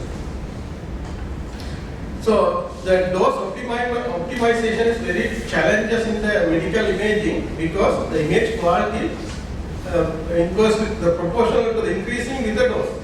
If you want high quality image, just you have to give the high dose. That's if you don't have any experience in the dose optimization or radiation protection. So if you want the doctor asks he need high quality image. That just you can give a high dose. Then you can get the high quality. But that patient get more dose. But we don't need much dose because you can see this graph. Initially it's dramatically increased, then slowly that almost saturated. So at this point, this much radiation is sufficient to get a high quality image. So then we have to educate in technologies very carefully. Otherwise, usually when I go to the hospital, when I see that their doses are very high because they are producing very high quality image. Some doctors also suggesting go to this hospital because they are producing very good quality image. But that means you are getting more dose, danger for you. So that depending on dose, you go for the CT, you will receive 5 to 20 millisievert dose, and fluoroscopy, the 2 millisievert for fluoroscopy, X-ray very little dose. So like you can compare with the environmental dose. So the radiation is good or bad. So I told you the radiation is bad. So there are two effects, the deterministic effect and stochastic effect. The deterministic effect due to the large amount of dose. So that is important for the radiation treatment of any nuclear bomb happen in this region. Then you have to think about this deterministic effect. That means immediately that there's a dose limit. If the threshold, if the dose absorption is above the threshold, then you will die. That organ or that particular part will die. The other stochastic effect is important in the medical imaging. So stochastic effect due to the large short-term dose or small dose received over the long period of time, like environmental radiation. So there are radiations everywhere. So we are receiving the radiation. So then we may have a stochastic effect. That stochastic effect induces the cancer. That period it takes more than 30 years. So I told you that the deterministic effect, it has threshold. Then if it reach the threshold, then there's the effect increasing with the dose. And deterministic effect, there's no threshold. That is a danger. So if even though you have a small amount of dose, you have chance for the cancer. But it takes long time, long later period, 5 to 10 years for leukemia, the blood cancer. It takes 20 to 30 years for the tumor. So very important for the children. The children are very young, so we have to avoid the imaging for the children. Really. Also, that I told you that children are growing quickly, so their cells are very more sensitive than the adult and other elder patient. So this is a very good graph. So you can compare this with the female. Another important thing that a female is high sensitive than the male. So if the radiation damage, this is like y-axis for the lifetime mortality risk, and x-axis age at the time of the exposure. For example, you go to the your age is 30 years old. You are 30 years old. So when you do the CT image, you get 10 millisievert we receive. So you are age 30, then what is the probability? So around 10 per millisievert. So you receive 10 millisievert, then probability 10 millisievert. 10 into 10, 100%. So then 100% chance, probability for getting cancer after 30 years. Okay, 25 to 30 years. So then if you are old age person, then no issues. If your age is 60 now, then it takes 60, another 30 years, then you will die before you get the cancer. Based on the ICRP 60, the average time mortality risk 5% per millisievert. Yeah, then now the question is the increasing in the number of imaging examination good or bad? Every day, every year we are purchasing new equipment, a CT image, every hospital they need a CT and CT scan or X-ray or mammogram. So whether it is good or bad? Good, because the imaging also important to identify the disease in the earlier stage. If you have more image, more screening, so we can find the disease in the earlier stage, then we can treat the patient before the late stage. So then when you do the scanning, that you have important, then you have to think about the benefit versus risk. If you have think, if the benefit is greater than the risk, then you can do the image. If the risk is more than the benefit, then you can't do that. So now I discuss how the importance of the radiation protection in the diagnostic imaging. Now I am going to discuss how can we estimate this. So how can we that's called DRL, diagnostic referral levels. There is no any other way to estimate the dose in the patient. Okay? So you can't put inside the detector or anything to measure the patient because the patient there's ethics. So now this is like a DRL, like your motorbike. So there's a meter, motorbike, the fuel meter, petrol meter, the meters there that indicate if the tank is full, that indicate the high. The tank is empty, it indicate low. So like this, the DRL quantity is like it will tell you the dose is high or low. Then you can decide whether you want to do or not.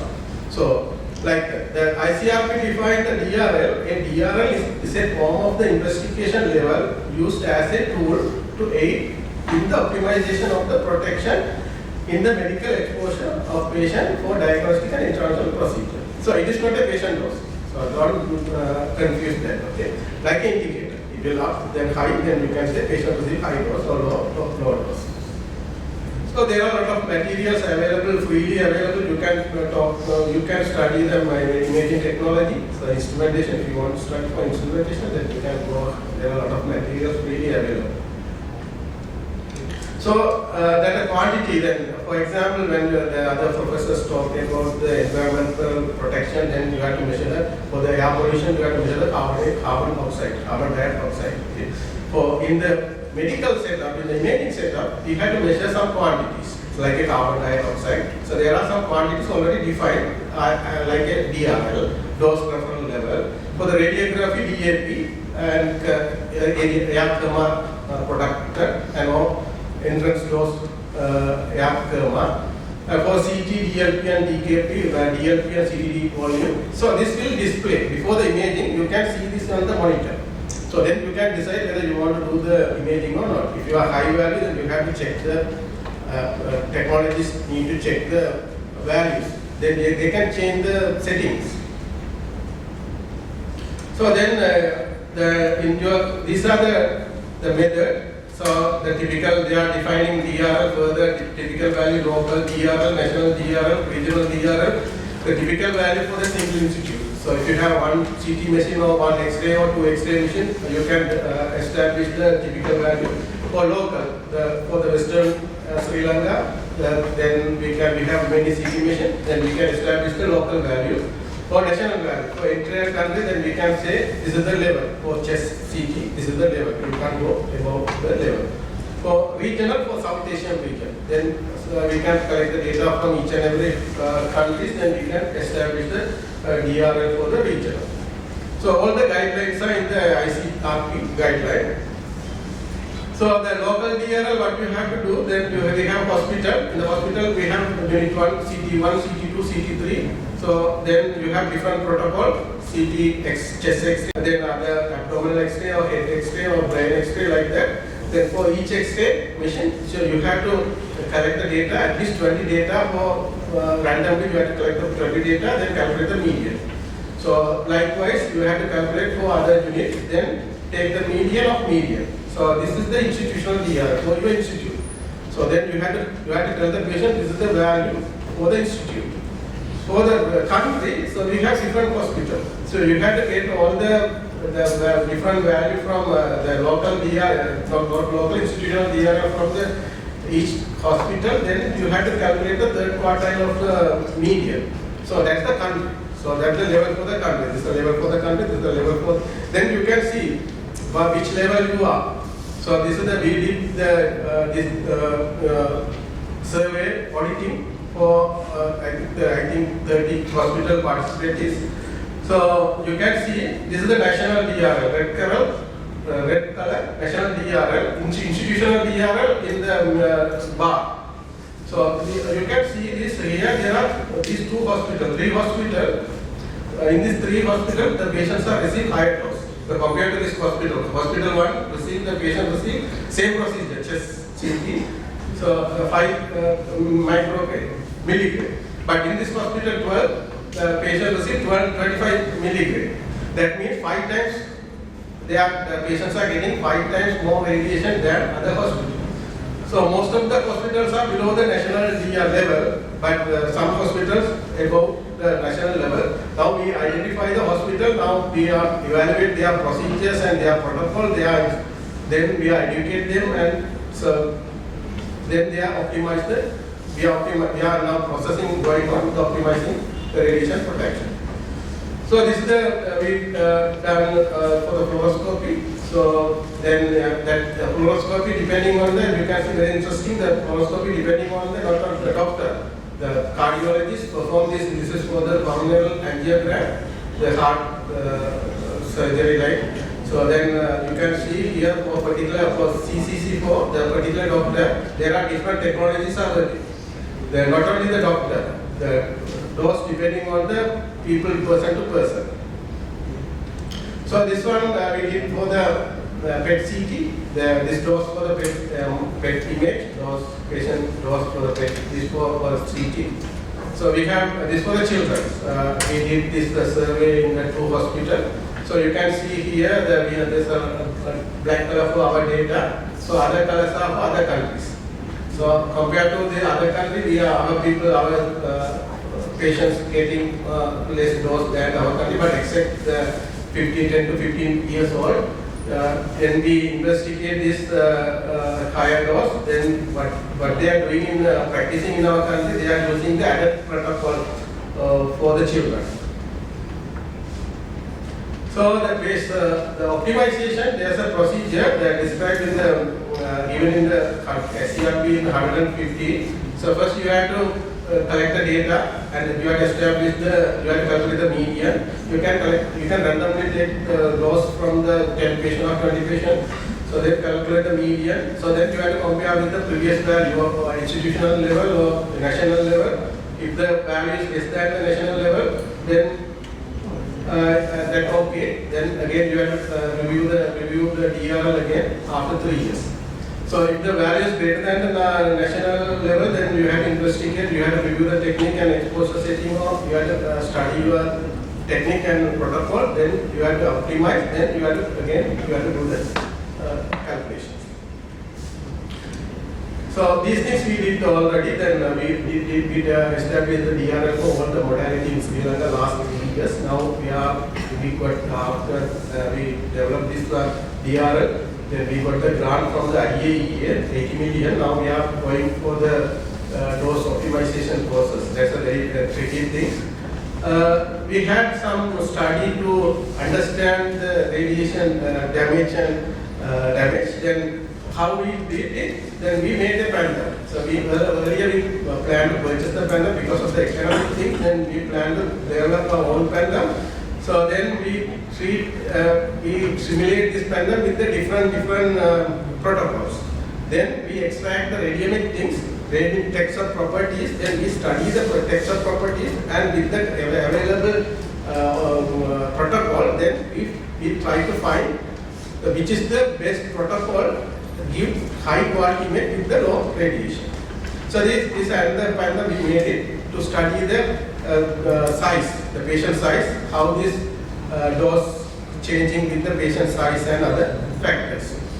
So there are many opportunities for your technology student. So you can use artificial intelligence to protocol optimization or to module for adjust the radiation dose level, time during the bronchoscopy procedures, and to predict you can apply the machine learning.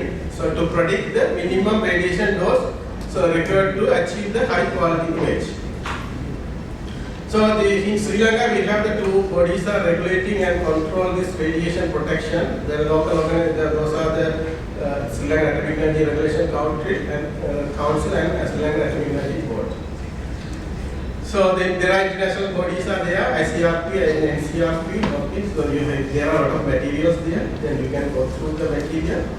So what is the role of the biomedical professional in the radiation protection? So then you can design any equipment, or you can design the detectors and maintain the equipment. So then you can say radiation shielding also important now. The available radiation shielding that net. They're very heavy. They are the blue colors cloth. When you go to the hospital, they are wearing the blue color cloth. So very heavy because of that made by the lead. But there are alternative materials. You can find out the alternative material for the shielding, and you can involve in the research and development. So then in the department we have a medical physics courses. So MSc courses. If you want more knowledge more on the radiation treatment or radiation protection or medical imaging, then you can join here. So we have a big research group. We have 10 PhD students and 50 collaborators. Okay, thank you very much. Thank you for your detailed presentation on medical imaging. Medical imaging is important. we can't avoid it, even we have radiation. So the challenge is with you, and Professor Dr. Jayasingham clearly forwarded that challenge to you. Can you make high quality images with low dosage, right? So there is always, technology has something to do. So therefore, I think with that open challenge, I am going to our last speaker, our senior professor, Prasanthan. Yeah, this I will introduce him. He is one of the pioneers in the science and technology field. He is an excellent presenter and always presenting, giving keynote speeches. And I hope he will inspire you also. He is a product from the University of Moratuwa. Currently he is a senior professor and the dean of the Faculty of Graduate Studies. And he is also the chief innovation officer of the National Innovation Agency. He said today also morning he had meetings there, right? So he after passing out from University of Moratuwa, he obtained his PhD from University of Cambridge, and then he worked there at University of Reading, UK, and Indian Institute of Science, Bangalore, India. Also, he is a fellow of the National Academy of Sciences. So I think that is some part that we wanted to get some information on what we can do with our current crisis in Sri Lanka in sense of science and technology. And he is also a council member of the National Institute of Occupational Health and Safety. So I think we have, as I can see his presentation there, he is going to talk about Sri Lanka has already declared economic bankruptcy. So is there anything to do with science and technology also there? So it's over to you, Prasanthan.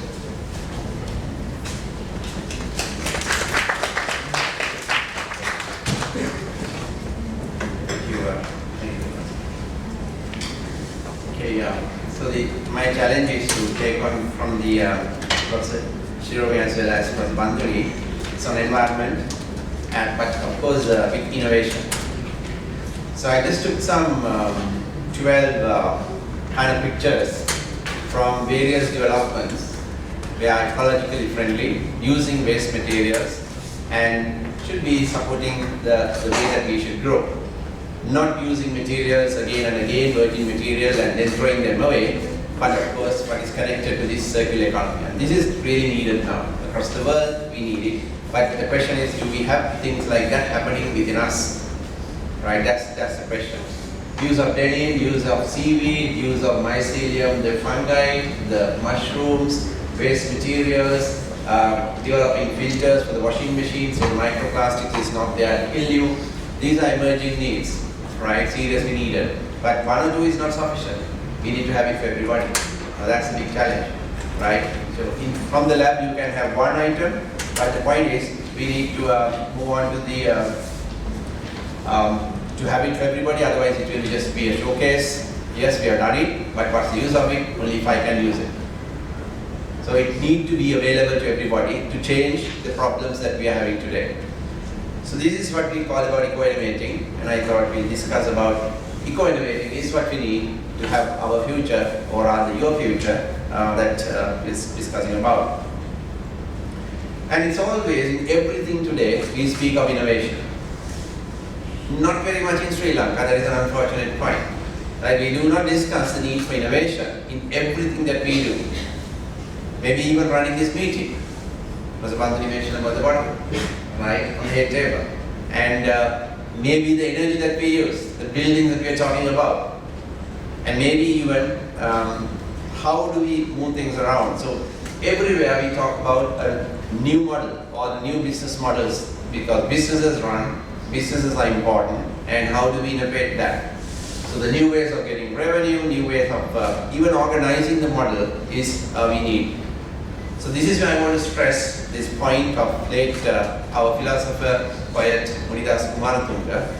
He said, long before even we got our independence, he passed away in 1944, and said, the nation which does not create new things will not rise. And that's a fact for us, and that is why we are here today as Sri Lanka.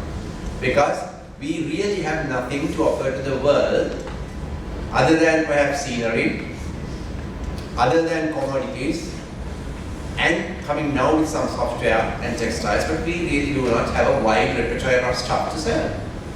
But we really want everything from outside, right? We sell things like 2 things without much value addition, and we expect a lot of things. And this equation cannot be balanced, and that's exactly what has happened to us, right? So it's very interesting to see Munidas Kumaratunga saying this, even before MBAs, even before the word innovation management was used in practice. So no business schools, no MBA degrees and things like that. He said it way before. A very simple, nice sentence. Every economy should understand. You need to be creative, you need to be innovative. And that's the way to generate wealth as well. So if you take any developed economy, they have generated their wealth from doing different things of value. But now onto that we have a challenge, because pure innovation may be problematic. Let me just show you something about how innovation has really helped us. So just imagine, what is the functional need? Light, right? We need light. Now today we have light, so even we exclude solar energy, closes the roof and have light. When actually the lights were needed when it was dark. We create an artificial darkness, exclude solar energy and try to put in light. But the way we did it in the very first time was like using whale oils. Of course in Sri Lanka and Asia we would have been using some vegetable oil. But in majority of the cases it was whale oil. Oil taken from whales, killing whales. Just imagine, if not for Edison, the whales would have gone long before.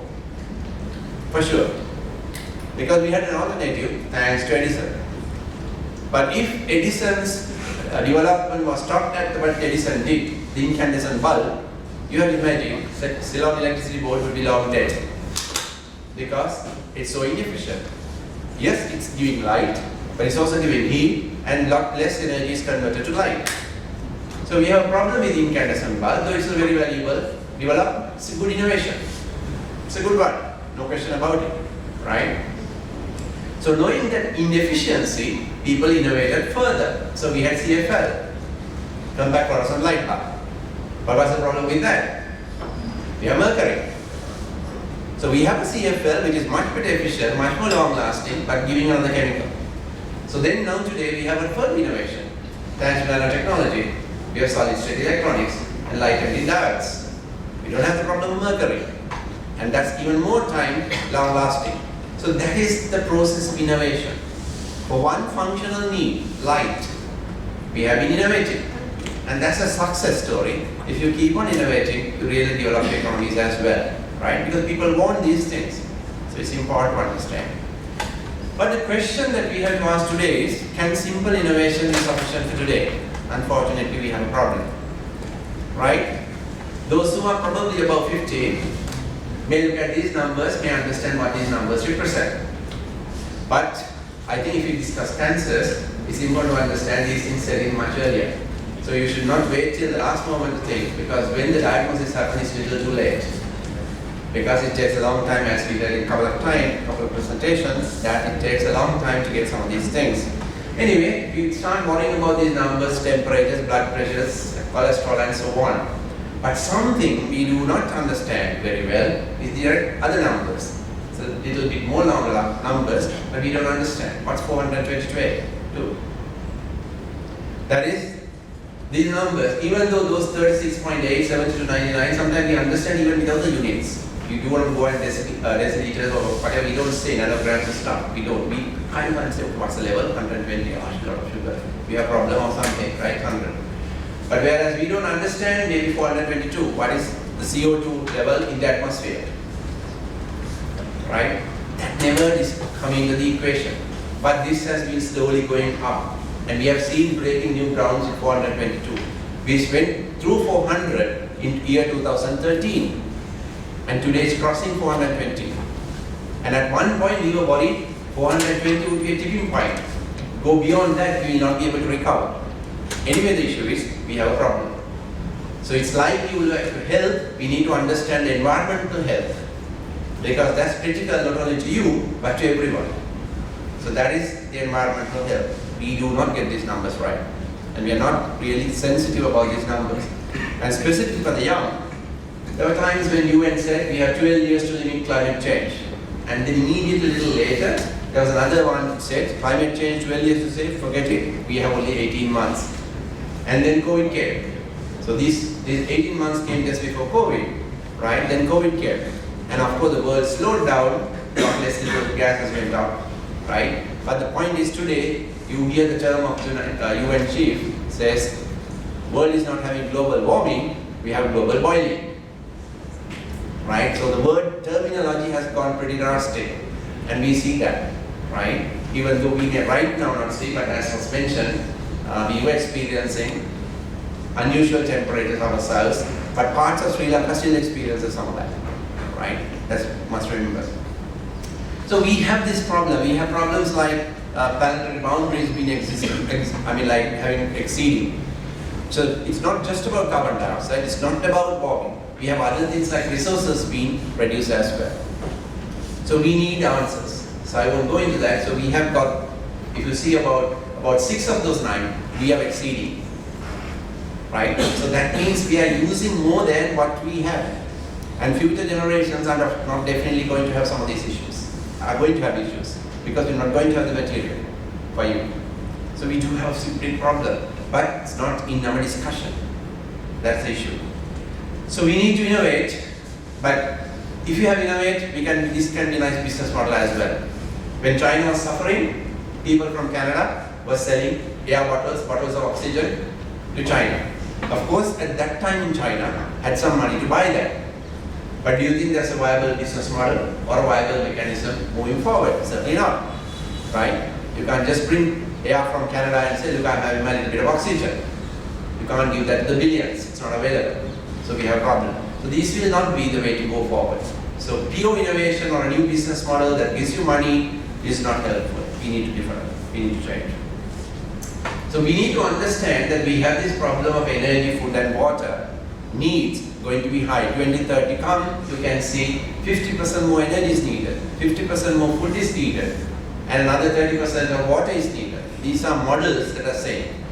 And certainly we do have a problem.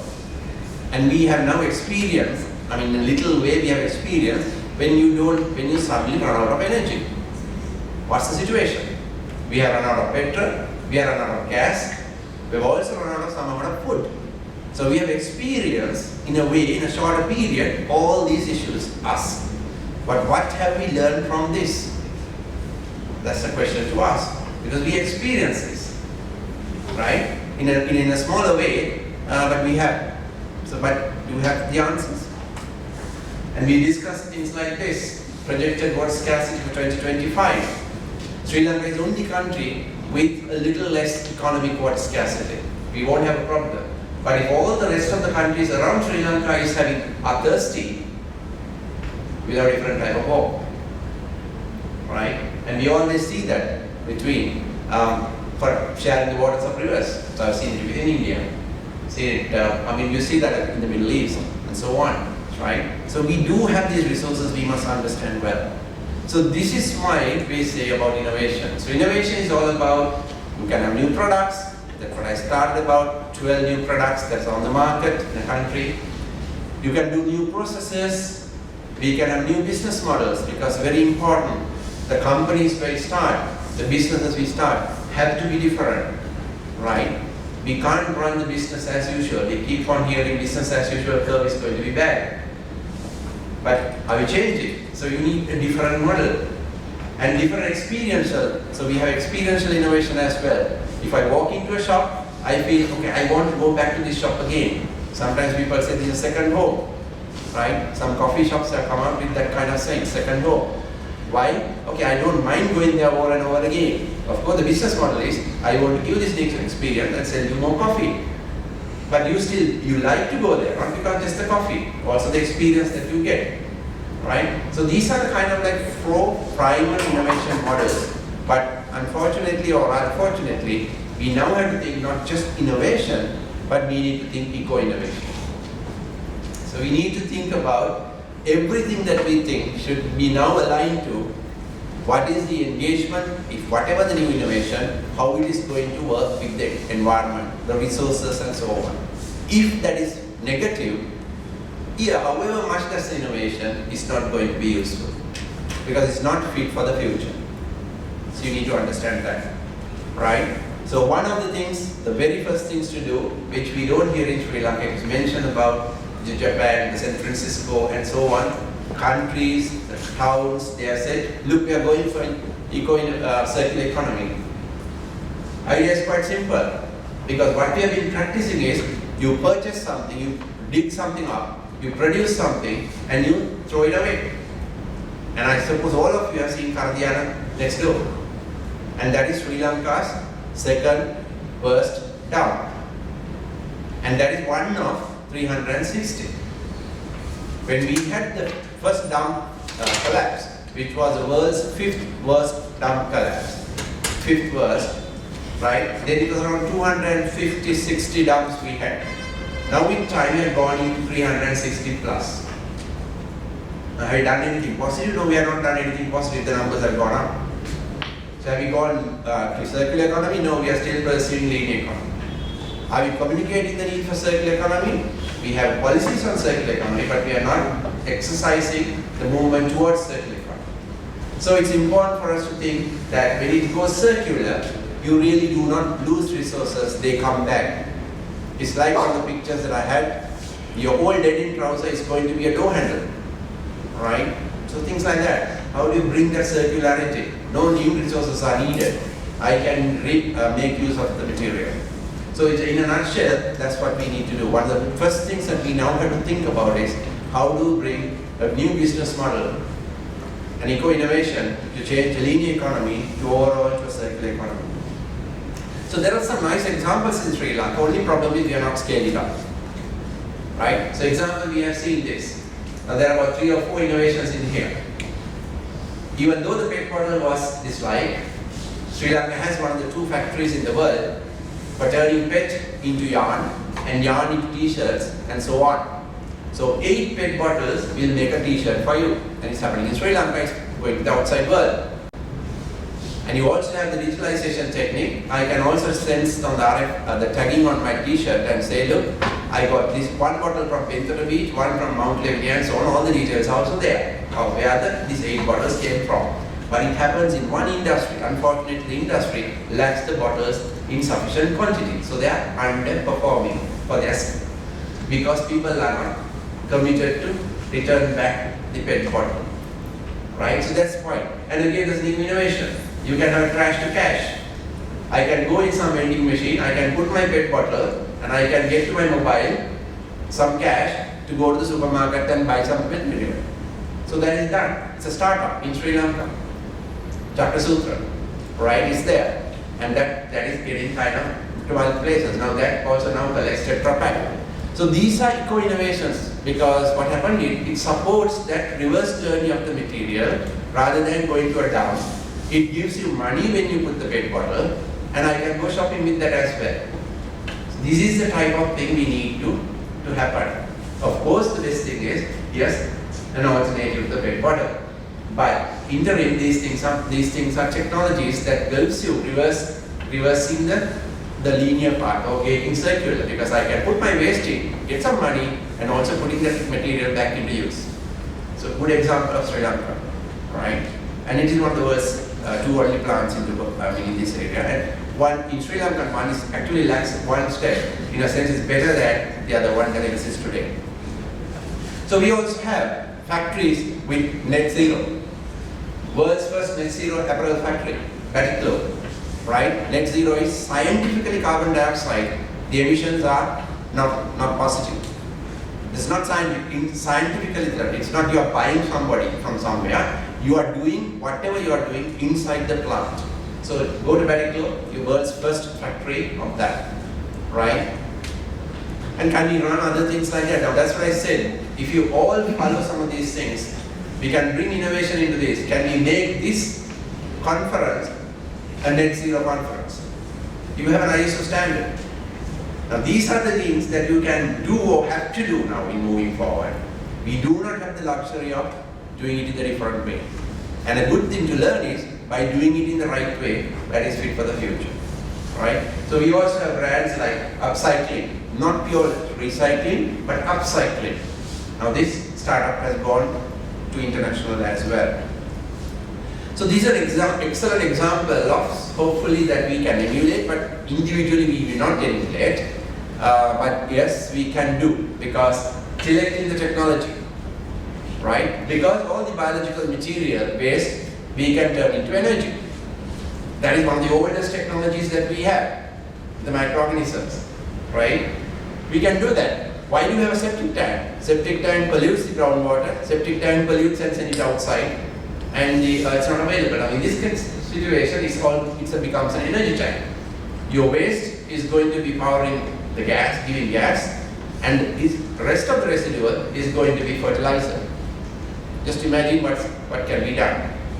So it's better for an institution, may not be very good for an individual home, it's a little difficult to fulfill the entire demand, but this is the technology. So this is innovation, it's eco-innovation, right? You're doing something different. You're not doing the business as usual. I forget it, I go to the toilet, it's in the septic tank, forget it, it comes back somewhere, get me the Bowser, gully Bowser, I throw it to the ocean. That's what happened. Gully Bowsers throw it all over the place sometimes, right? But now you know that the way you do it, there's not going to be, this problem is not going to be somebody else. That's quite good. You're responsible for your actions, but also the resources you're recovering, right? And you may not have initially thought that waste is a resource, right? So that's why it was mentioned by a retired person, the vice president of a fossil fuel company, that socialism collapsed because it did not allow tell the economic truth, because you were pressing something, hiding the truth, real values are not there, but in an economic term. But instead capitalism may collapse because it's not telling the ecological truth, the environmental cost. So that's how the capitalism will be done.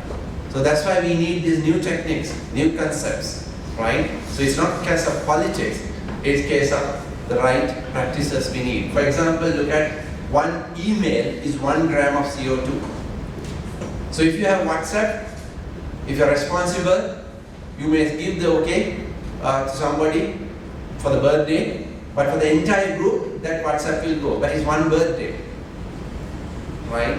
Now that also has a carbon cost. So just imagine, billions doing all this social media, and then the amount of carbon dioxide that is coming. Digitalization has its own carbon footprint of the data centers and that, right? So that's another area that is now we have to be innovative. It's significant. So please remember this concept. We need to get the ecological threat, and eco-innovation comes by understanding that. So Sri Lanka again, this was done, we did this, we used in Moratuwa, right? The world's first platinum leads apparel factory. So you had not only the factory that produces is green and responsible, but the products are also being identified as carbon neutral and so on. So you can see the extension. What you do, what you produce, how you live, the systems that you use, all are going to be environmentally benign or positive. It's like living in Bhutan. It's carbon negative, right? So that's the responsibility part. So we have to do that because the world is going in the very wrong direction, and world can do without us. Humans need the world may not need the humans. So we need to understand that too, right? So it's important to understand, again, if you go past Rajagiriya, we have the Sri Lanka world's tallest green garden building, right? And why all buildings need to be green? Because that's a huge carbon dioxide emission that we do with car. And we cement all that stuff that was shown. So if you lose green buildings, you reduce energy consumption, all the emissions, water use, solid waste, and also you can make things like, now today you can have paints which can extract carbon dioxide from the entire air, and so on. So there are a lot of developments. You have now concrete which has bugs in there, So the cracks can be kind of like controlled by the bugs when the cracks appear. So they are a little bit more bioconcrete. So all these are innovations that are actually supports for us. It's not like a normal way, it's a new direction. Because that new direction is needed because the world is really being, for us, becoming inhabitable. So we need to change. So very quickly, so this is the point. We must have the right technology. And as technology students, maybe the very point. Now see a case by a foreign author writing about Sri Lanka. Yet we don't do this, right? This is about solid waste. In simple case, not biogas, but composting. He says if you do the composting and blend it with the fertilizer, existing system get a better network, Sri Lanka can save $1.5 million US. Just imagine today, a recurrent $0.5 million US without changing much of the existing system. Just by improving the efficiency, but it's much more of an environmentally friendly. Because what happens is today, sometimes we have homes where we compost garbage but burn the plastic on Sunday. Right? So we have those practices. So it's so bad. One last thing, circular economy, and try to mimic nature. Finally, we can learn a lot from nature, right? Again, an example like Peter Phelps, whose shark skin swimsuit came from Sri Lanka, even though made in Sri Lanka it's not there in that, but it's done here, and some of the sciences went into that. Today we know that that's not been really, it's not legal. But again, things like that building in the Harare, where you don't need air condition. What is the brain for this, the inspiration for this building? A termite mound, right? Just a termite mound. Because termites, internally they control whatever the external temperature, they have an internal temperature control. And that knowledge was taken into this building. So this new building has no AC. So this scenario is like, okay, you may ask a question, we have solar energy, but why are not using solar energy? Right? So this is all about learning from nature, biomimicry. When the Japanese bullet train went, learn from the bird. Because early days, when the train went into a tunnel, there was a sonic boom, right, type of boom. And then they looked at what are we to do with that. Neighborhood was really getting disrupted. They saw the bird hitting the water and then how the shape of the beak, basically, and there's no waves, really physics, right? And that knowledge was translated to the design of the train. So learning from nature and designing technology so that they are much more benign and no issues. So you can do a lot. And so it's with that. So it's an interesting book again. We can see this one. 10 years he wrote, Gunasekera, 100 innovations. These are all eco-innovations, mind you. 100 million jobs can be generated and inspired by nature. So this was his first book. You can read his second book when the projects have actually happened. So there are very interesting examples of actually things have been done. Unfortunately, not a single project from Sri Lanka appears in this book. So with that, one last one, just to say, today we make alcohol out of air, right? Not the best thing to do, but I think we can use that alcohol into a vehicle. So it's useful. Right? So this is a startup about 2 years back in New York that was launched. How to get, this was actually a vodka, and the company's name is Yarko, you can Google. And they use the electrochemistry technique of taking fermentation, carbon dioxide, enriched air, take the thing and turn it into alcohol. And you have a potable product. So it's a way of scavenging carbon dioxide out of air into some fuel or drink. Right? I would recommend the fuel because we know the drink is carcinogenic. Right? So we discussed enough on cancer. So finally, just a message. Innovations have always transformed economies, and lack of innovation in Sri Lanka is the reason for our mess here. Right? But the point is, for future, innovations is not just sufficient, they have to be eco-innovations. We need to factor the environment in all of our activities because business as usual cannot be done. Professor Ajit, with the final note on innovation, I think all the other presenters, they forwarded how important the digitalization as well as technology in their respective fields. And you have to be innovative. In the faculty of technology, I think that is a key factor that we look at. How we can make our students innovative. It's a challenge, and still we can do, because there is a lot of room available. In a country like Sri Lanka, we have the highest biodiversity. I think solar power is not to get the solar energy for lights and all. We have the highest biodiversity. So why can't we make that? Because we have rain and the solar power together.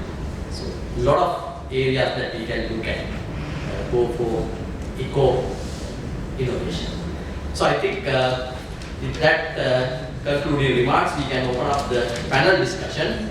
And I have a lot of questions anyway, but still I think you may have, after listening to these very interesting presentations by all 5 presenters. So please open up your questions. This for you.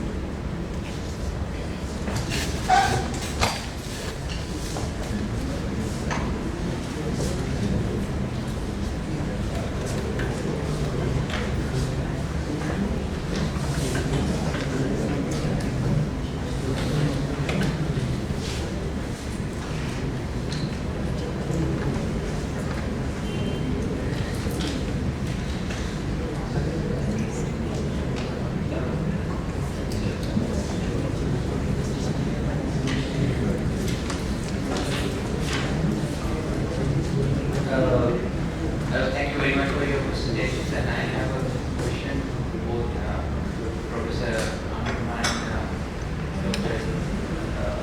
Jassi. Because both of you discussed about using AI technologies and radio waves.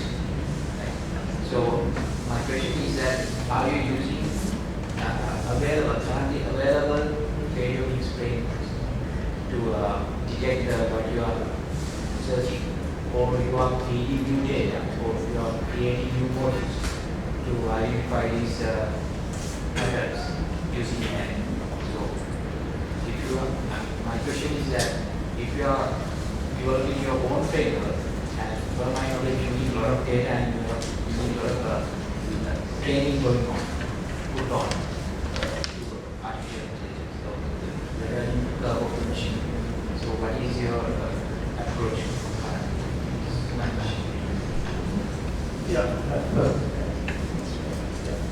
So at the moment that we have started this work before 6 months back. So now currently we are using the framework already available software. So that we have now in future model that we have tried to build our own model to extract these features. So not now that we are using other features.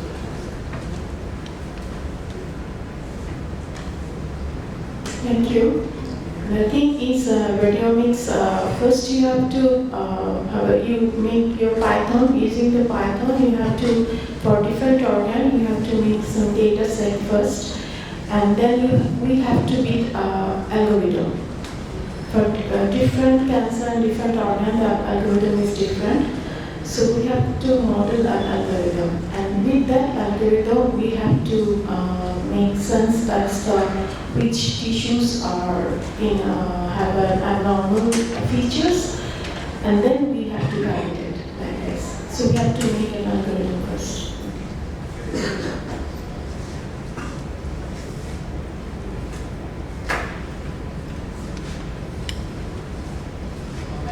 My question is to Professor Himan. So thank you very much for your informative presentation. And my question is based on the Edser presentation and your presentation. So it's very good that we have a tool to assess the building impact assessment. So it's very informative to all the undergraduates here. So I want to know whether we go higher than the threshold value, is there any room to control? For example, we are giving the building application form for the UDO authorities for their approval.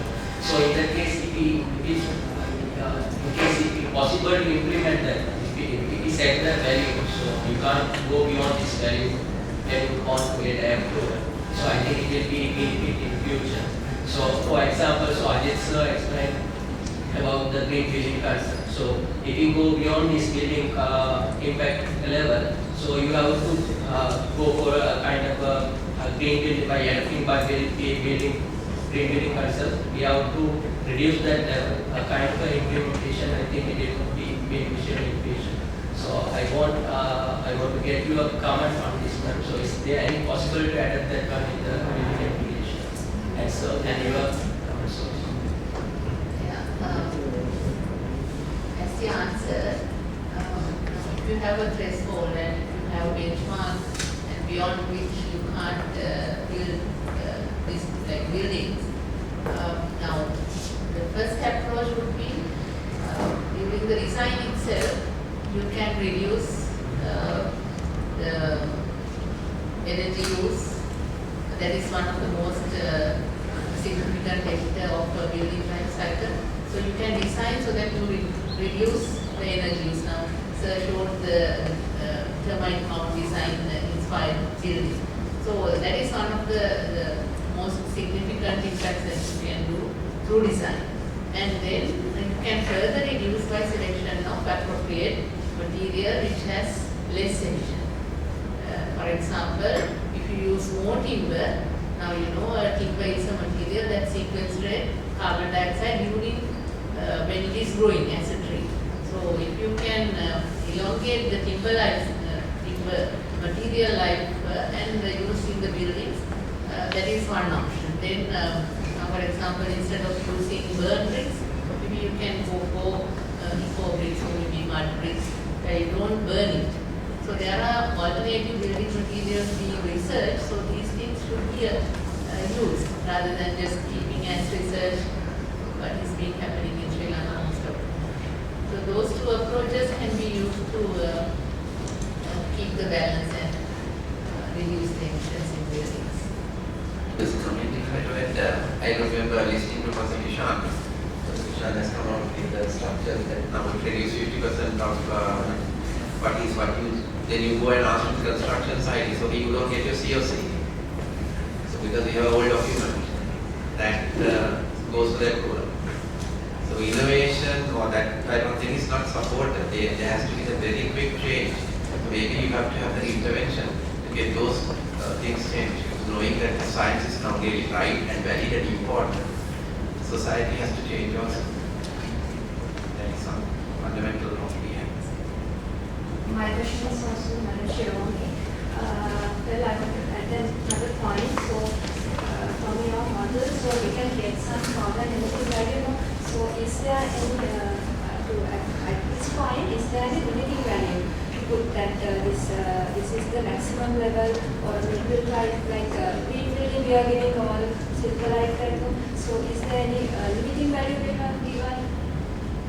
Actually, that limit has to come from the country's targets. Now, for example, in NDC 3 National Development Contribution, we have identified the infrastructure building sector as one of the sectors that we are targeting to reduce carbon dioxide. So if you can estimate the total building stock emissions and realistically how much the house should be, how much kind of a hotel building should be. So we have to set a value depending on our targets. Now, if we are to be very ambitious, sometimes we will not be able to initiate this. So initially when we can go for a realistic value, then with time we can go down. So that is what is happening with all the other standards also. That is why the European countries, they have initiated, and then from that point onwards they will start going down. Yeah. So as it is, we don't have any understanding of how much our building stock is contributing to the exactly, but we do have some ballpark figures, but we have not done it extensively. Right now, with our tool, we are in the process of doing that. My question is to the CA Professor Alwis. So your presentation was very nice as a terminal presentation that provoked very friendly discussion. You discussed about circular economy. I agree with you to the fullest. However, as we put it forward, put it in front of the people, we have to project it in a way that people don't perceive it as going back to Stone Age. That's something else. So my question is now you talked about eco-innovations now and also carbon emissions by sending an email that you can contribute to 1 gram of carbon emissions, you said. That is directly related to energy generation and utilization.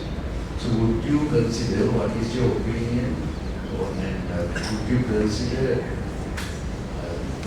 turning into nuclear energy or like advancing our knowledge innovation in fusion technology as an eco-innovation or and as a solution for this problem we have? Okay, between fusion and fission, I would go for fusion if it can be done for sure. But of course, now you know EU has a seriously massive project on fusion, and recently the UK scientists I think came up with something in that area, a little bit of success showing. But of course, you know, we can't do that, right? We can't do that in the sense that at the moment we don't have the wherewithal to go in that direction. So even for the fission, I would see the same thing. Even though we may have thorium, we can do thermal breeders, but you see, there are much more better low-hanging fruits for us. So why don't we do that? Again, getting the complexity of a nuclear plant. We know the issues that happen in 3 Mile. We know the issues that happen in Chernobyl. We know the Fukushima, the Japanese one. What happened with that? Recently reading the tritium water to the water and how the international geopolitics are happening with China and Japan on the basis of it. So why do you get to the problem? We have the solar, we have the wind, we have other biomass and so on. Now solar and wind may be not dispatchable, but biomass is dispatchable. I think why don't we spend the technology for that and do that? And then some of these biomass stuff, when they grow, we have also soil being enriched because they are nitrogen fixation plants that we are using for some of this biomass, and which in turn will help our food issues. So I suppose there are technologies, ESP sounds good, but when we have another alternative pathway, which is much more less stressful, I think we should adopt that from Sri Lanka is that way. By all means, if the word fusion comes in the research, we should embrace maybe that, because we always dreamed about power without metering. And we have said it a couple of times, but not yet to happen. So I suppose I would stay away from the nuclear from a Sri Lankan point at the moment. Maybe. Thank you, sir. Yeah, I just. Yes. Actually, you notice Europe has made a rules that they stop all the fission and fission related things, but now when they stop, the developing countries started to adopt these things. And once you know that Japan is very high technology country, but when Fukushima occurs, because natural disaster, you cannot know when it will happen, and it will make more people for many, many years, generation after generation, there's an accident. So we should think, and the people and public should raise their voice that we should not no more need of nuclear things, technology. It would be better the solar, though the investment is more, but when the investment is more, when there is no research or no thinking of this, when everybody will start to work on this, then it will be less expensive and more accessible to people. Thank you. Thank you very much, today's speakers for explanation stage. So my question is to Professor Maduranga. Ma'am, with your long clinical experiences, what do you think about the biological markers or these imaging markers in terms of diagnostic routine? Are they still superior more than the biological markers are suboptimal?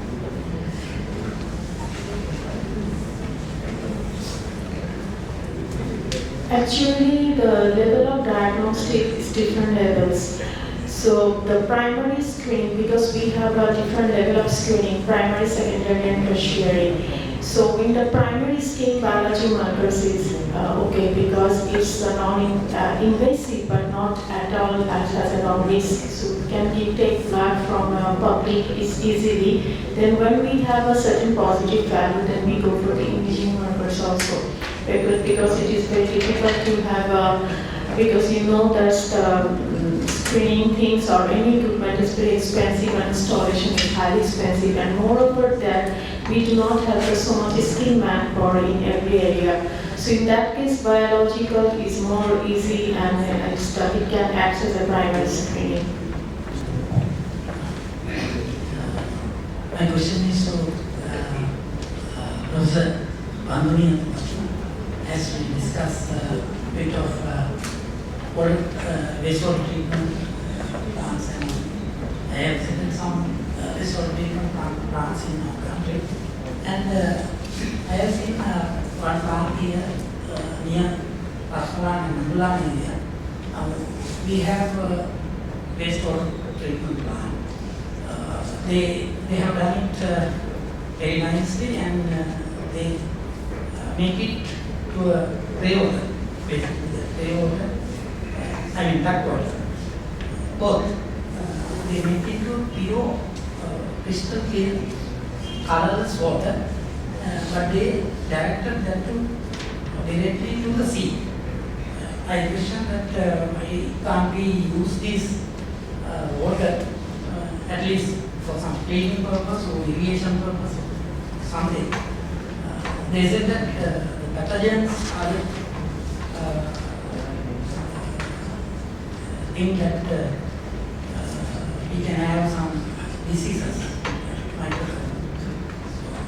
There are some other plants that they send that payload to the sea.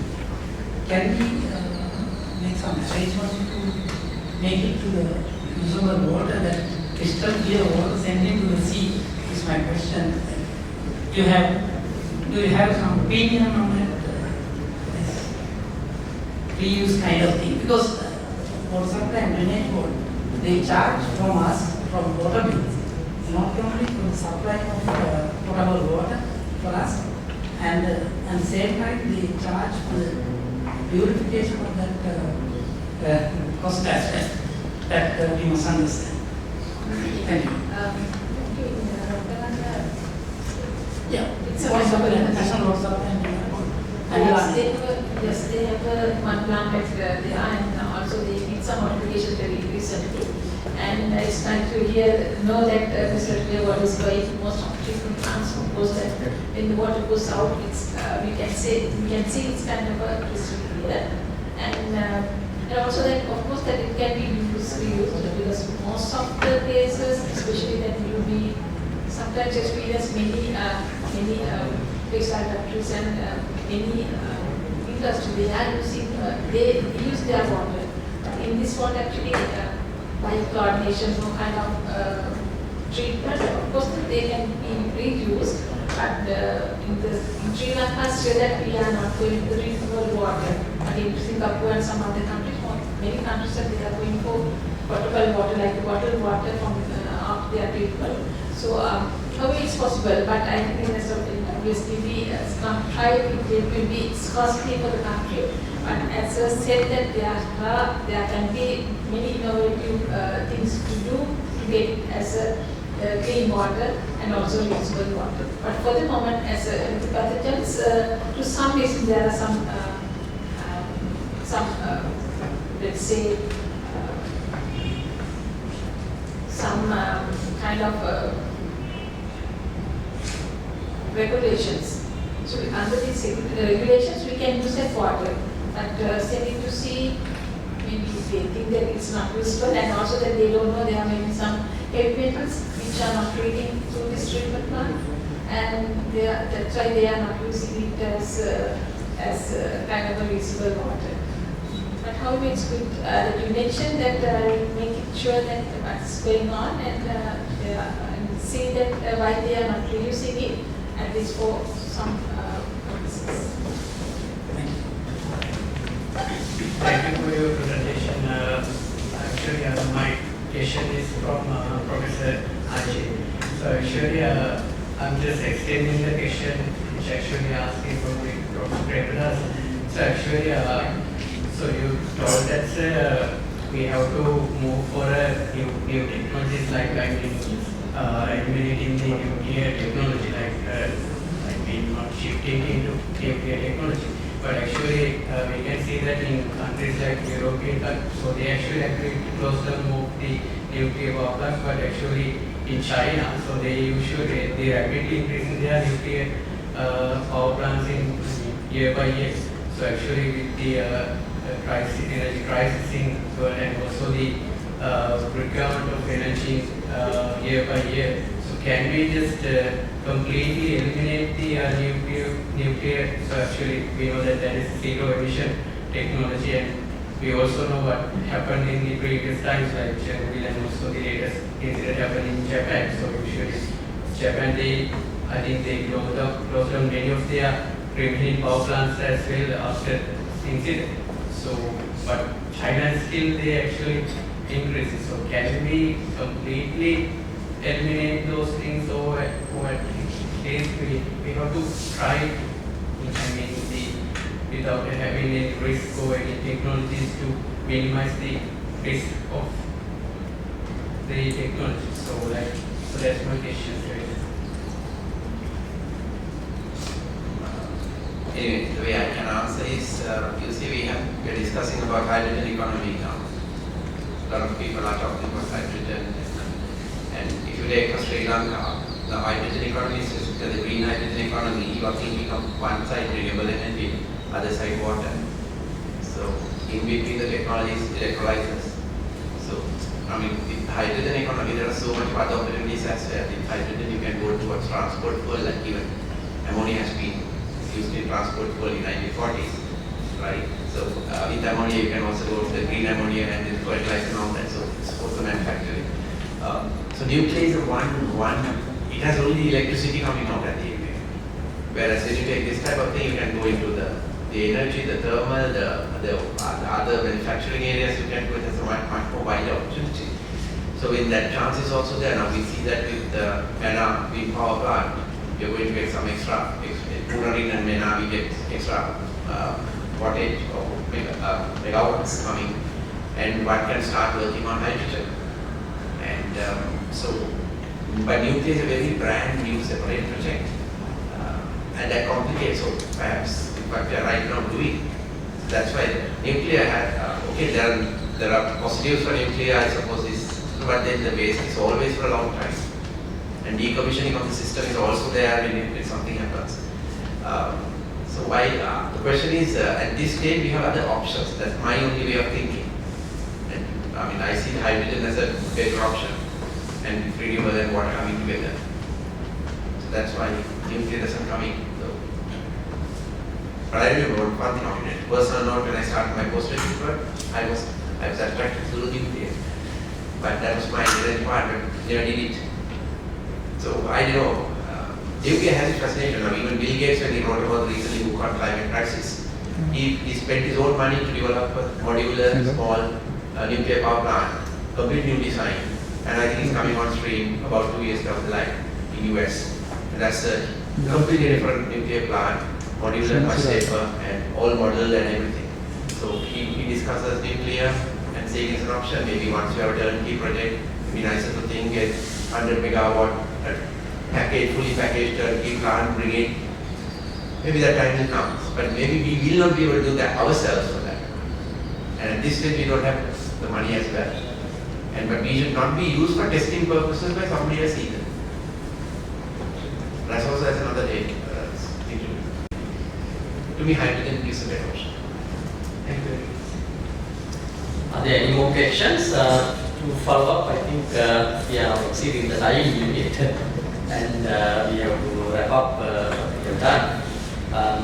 So very briefly, we started with prevention and the diagnosis, right? So it started with awareness. I think it was kind of common factor for all 5 presenters. Awareness coming through digitalization, I believe, even though we have to have 1 gram of CO2, that awareness comes with the new technology. So awareness is important. How much people know, right? So it's a balance now. So what we have to select. So it's like Professor Ajit said about this whale oil. So we may not have, if that innovation is not there, we are running out of whales in the whole world, right? So likewise, it's kind of a balance. And with your questions, I think with China and Japan, what are their selections? I think it's rather a factor. Professor Dr. Jayasingham talked about safety. Safety is first. So China has enough land, so they can have places where isolated places, but Japan can't have, Sri Lanka can't have. So if any kind of accident happens, we can't bear it. Maybe that might be another reason that why we have to look at alternative ways. So eco innovation is coming to the picture. Regenerative buildings coming to the picture. Waste we can't avoid. We have to make it cash. So I think all 5 presenters made exceptional way of putting up the idea of how we have to face in future, because everything we have to look at, not one single type of going on. Like if we just think about without eco, we may end up. That's what Professor said about capitalism, right? So we can't simply look at only one side. We have to look at each and every side that makes sustainability. Final goal must be the sustainability. So I hope we made good panel discussion as well as good presentations. So it is the time to wind up. I think thank you very much for all the presenters as well as those who actively participated in the discussion. So it's over to you now. Now I would like to respectfully invite the plenary session chair, Professor Egodagama, to present a token of appreciation to the plenary speakers of the technological track of KDU-IRC 2023. Also, I would like to invite Ms. Dinaka to accompany him.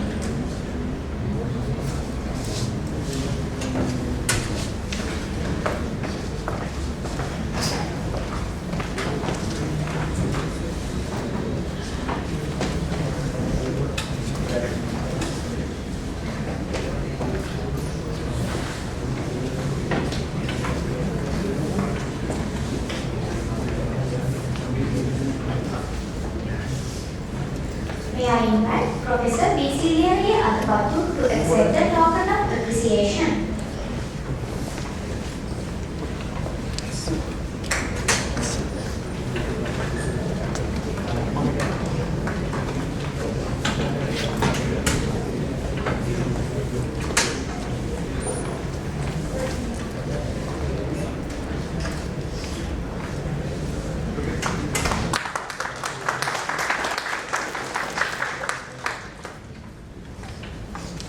May I invite Professor Himan to accept the token of appreciation.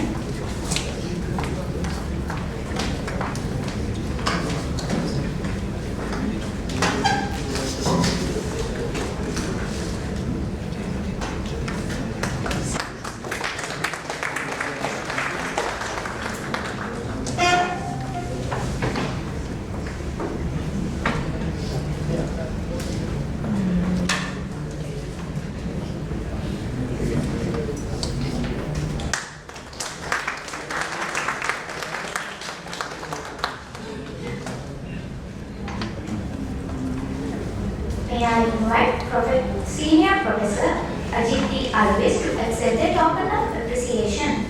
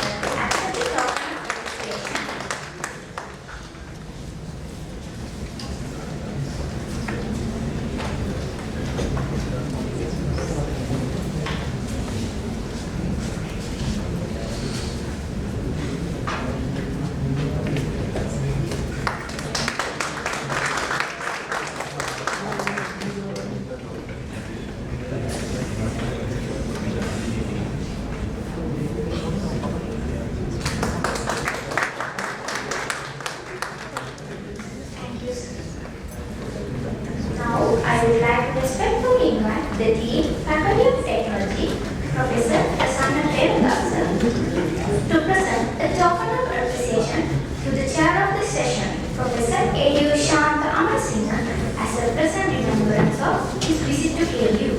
I would also like to invite Ms. Priyamal to accompany him.